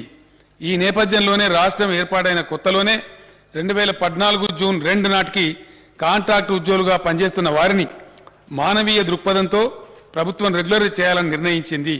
అయితే కొన్ని రాజకీయ పార్టీలు సంకుచిత మనస్తత్వంతో కోర్టులు కేసులు వేసిన నేపథ్యంలో హైకోర్టు జారీ చేసిన తాత్కాలిక ఉత్తర్వుల కారణంగా ఈ ప్రక్రియ మధ్యలో నిలిచిపోయింది. ప్రభుత్వం పట్టువిడవకుండా న్యాయ పోరాటం చేసింది. ప్రభుత్వ పోరాటం ఫలితంగా గత ఏడాది డిసెంబర్ 7న సంబంధిత రిట్ పిటిషన్ను కొట్టేస్తూ హైకోర్టు ఆదేశాలను వెలువరించింది. అవరోధాలన్నీ తొలగిపోయిన నేపథ్యంలో కాంట్రాక్టు ఉద్యోగుల సేవలను ప్రభుత్వం క్రమబద్ధీకరిస్తున్నది. అధ్యక్ష, ఇకపై రాష్ట్రంలో కాంట్రాక్ట్ పద్ధతిలో ఉద్యోగ నియామకాలు ఉండవు అని నేను స్పష్టంగా తెలియజేస్తూ ఉన్నాను. యూనివర్సిటీల్లో 2020 బోధన పోస్టులను 2774 బోధనేతర పోస్టులను భర్తీ చేయాలని ప్రభుత్వం ప్రతిపాదించింది. దీంతో మొత్తం ప్రత్యక్ష నియామక ఖాళీలు 91,142గా ఉన్నాయని తేలింది. కాంట్రాక్టు ఉద్యోగుల రెగ్యులరైజేషన్ పోగా రాష్ట్రంలో నేరుగా నియామకం చేయాల్సిన ఖాళీల సంఖ్య 80,039గా ఉన్నట్టు తేలింది. ఈ పోస్టుల భర్తీని వెంటనే చేపట్టాలని ప్రభుత్వం నిర్ణయించిందనే శుభవార్తను రాష్ట్ర నిరుద్యోగ యువతకు నేను తెలియజేయడానికి సంతోషిస్తా ఉన్నాను. అధ్యక్ష, ఈ భర్తీ ప్రక్రియ వల్ల ఏటా సుమారు 7,000 కోట్ల రూపాయల అదనపు భారం రాష్ట్ర ఖజానాపై పడుతుంది. అయినా కూడా ప్రభుత్వం ఈ సాహసోపేత నిర్ణయాన్ని తీసుకుందని నేను తెలియజేస్తున్నాను. ఇక నుంచి అధ్యక్ష, ప్రభుత్వ ఉద్యోగంలో ఉండేటువంటి ఖాళీలు, వీటి మీద రకరకాల అపోహలు, ఇష్టం వచ్చిన స్టేట్మెంట్లు, ఎవరు పడితే వాళ్ళు ఇవ్వటం ఎంత జరుగుతూ ఉంది. అదంతా కూడా తీసివేసి యువకులకు స్పష్టత ఉండడానికి, టోటల్ ట్రాన్స్పరెన్సీ తేవడానికి కొత్త పాలసీ తెస్తా ఉన్నాం. ఇక నుంచి ఖాళీలను ముందే గుర్తించి ప్రతి సంవత్సరం ఉద్యోగాల భర్తీ క్యాలెండర్ను ప్రకటించి పారదర్శకంగా నియామకాలు చేపట్టాలని ప్రభుత్వం నిర్ణయం తీసుకుంది. ఈ మేరకు అన్ని విభాగాలు తమ వద్ద ప్రతి సంవత్సరం ఏర్పడే ఖాళీల వివరాలను సిద్ధం చేస్తాయి. నోటిఫికేషన్ల జారీ కోసం ఆయా నియామక సంస్థలకు సమాచారం ఇస్తాయి. ఉద్యోగార్థులు అన్ని నియామక పరీక్షల్లో పోటీ పడేందుకు వీలుగా మధ్యలో తగిన వ్యవధి ఇస్తూ నోటిఫికేషన్లు విడుదల చేయాలని ప్రభుత్వం నిర్ణయించింది. పోలీస్ శాఖ వంటి యూనిఫామ్ సర్వీసులు మినహా ఇతర ప్రత్యక్ష నియామకాల్లో గరిష్ట వయోపరిమితిని 10 ఏళ్లకు పెంచాలని ప్రభుత్వం నిర్ణయించింది. దీనివల్ల మరింత మంది ఉద్యోగార్థులకు ప్రభుత్వం అవకాశం కల్పిస్తున్నది. ఈ నిర్ణయం వల్ల ఓసీలకు 44 సంవత్సరాలు, ఎస్సీ ఎస్టీ బీసీలకు 49 సంవత్సరాలకు, దివ్యాంగులకు 54 ఏళ్లకు గరిష్ట పరిమితి పెరుగుతుందని నేను సభకు తెలియజేస్తున్నాను. స్థానిక క్యాడర్ విభాగాల వారీగా ఈ పోస్టుల వివరాలు కింది విధంగా ఉన్నాయి. అధ్యక్ష, దీని ద్వారా వచ్చే రిజల్టాంట్ వేకెన్సీస్ గ్రూప్ 1 కేటగిరీ అధ్యక్ష, దానిలో దాదాపు 16 నుంచి 20 వరకు కేటగిరీలు ఉన్నాయి. ఆర్డీఓ, డిఎస్పీ, ఆర్టీఓ, సిటీఓ వగైరా ఉంటాయి. అందరికి సభ వారికి తెలిసిందే. అందులో గ్రూప్ 1 కింద 503 పోస్టులను ఇమీడియట్ గా నోటిఫై చేస్తా ఉన్నారు. గ్రూప్ 2 కింద 582 పోస్టులను ఇమీడియట్ గా నోటిఫై చేస్తారు అధ్యక్ష. గ్రూప్ 3 కింద 1373 పోస్టులు ఉన్నాయి అధ్యక్ష. గ్రూప్ 4 కింద 9168 పోస్టులు ఉన్నాయి అధ్యక్ష. అదేవిధంగా జిల్లాలలో జిల్లా క్యాడర్గా ఉంటాయి అధ్యక్ష. దీనిలో నేను మనవి చేస్తా ఉంది ఏంటంటే గౌరవ సభ్యులకు, గతంలో ఈ అవకాశం ఉండేది కాదు అధ్యక్ష. మారుమూల ప్రాంతాల ఉద్యోగాలు కొద్ది తెలివైన వాళ్ళు కొట్టేసేవాళ్ళు. ఇప్పుడు ఎక్కడికక్కడనే ఉద్యోగ అవకాశం రావాలి కాబట్టి భూపాలపల్లి జిల్లాకు భూపాలపల్లిని రావాలా, ములుగు జిల్లాకు ములుగులనే రావాలా, గద్వాలలో రావాలా, ఆసిఫాబాద్లో రావాలి. కాబట్టి లోకల్ క్యాడర్ కూడా నూతన రాష్ట్రపతి ఉత్తర్వుల ప్రకారం నిర్ణయం చేశాం. ఇప్పుడు నేను మనవి చేస్తాను తమరికి, జిల్లా క్యాడర్ పోస్టులు 39,829. ఇవి ఏ జిల్లాకు ఆ జిల్లానే వస్తాయి అధ్యక్ష. నేను వివరాలు చెప్తాను. జోనల్ పోస్టులు, ఇందాక నేను చదివినటువంటి 7 జోన్లలో ఉన్నటువంటి పోస్టులు ఆ జోన్ వాళ్ళకే చెందుతాయి. 18,866 ఉద్యోగాలు. మల్టీ జోనల్ పోస్టులు 13,170. విశ్వవిద్యాలయాలు, సచివాలయం, హెచ్ఓడీలు వగైరా కలిపి 8,147 ఉద్యోగాలు. అధ్యక్ష, జిల్లాల వారీగా అంటే ఏ జిల్లాకు ఆ జిల్లాకే తక్షణం లభించే ఉద్యోగాల సంఖ్య ఎక్కడి వాళ్ళకి అక్కడనే వస్తుంది అధ్యక్ష. అక్కడనే నియామక ఉత్తర్వులు ఇస్తారు. హైదరాబాద్ 5,268, నిజామాబాద్ 1,976, మేడ్చల్ మల్కాజ్గిరి 1,769 మంది, రంగారెడ్డి 1,561. వెంటనే తక్షణమే నోటిఫికేషన్లు విడుదల చేసి రిక్రూట్మెంట్ ప్రక్రియ మొదలవుతుందని చెప్పి సభ ద్వారా గౌరవ సభ్యులకు, తమ ద్వారా గౌరవ సభ్యులకు, సభకు, తద్వారా రాష్ట్ర ప్రజానీకానికి తెలియజేస్తున్న అధ్యక్ష. ధన్యవాదాలు తెలియజేస్తాను.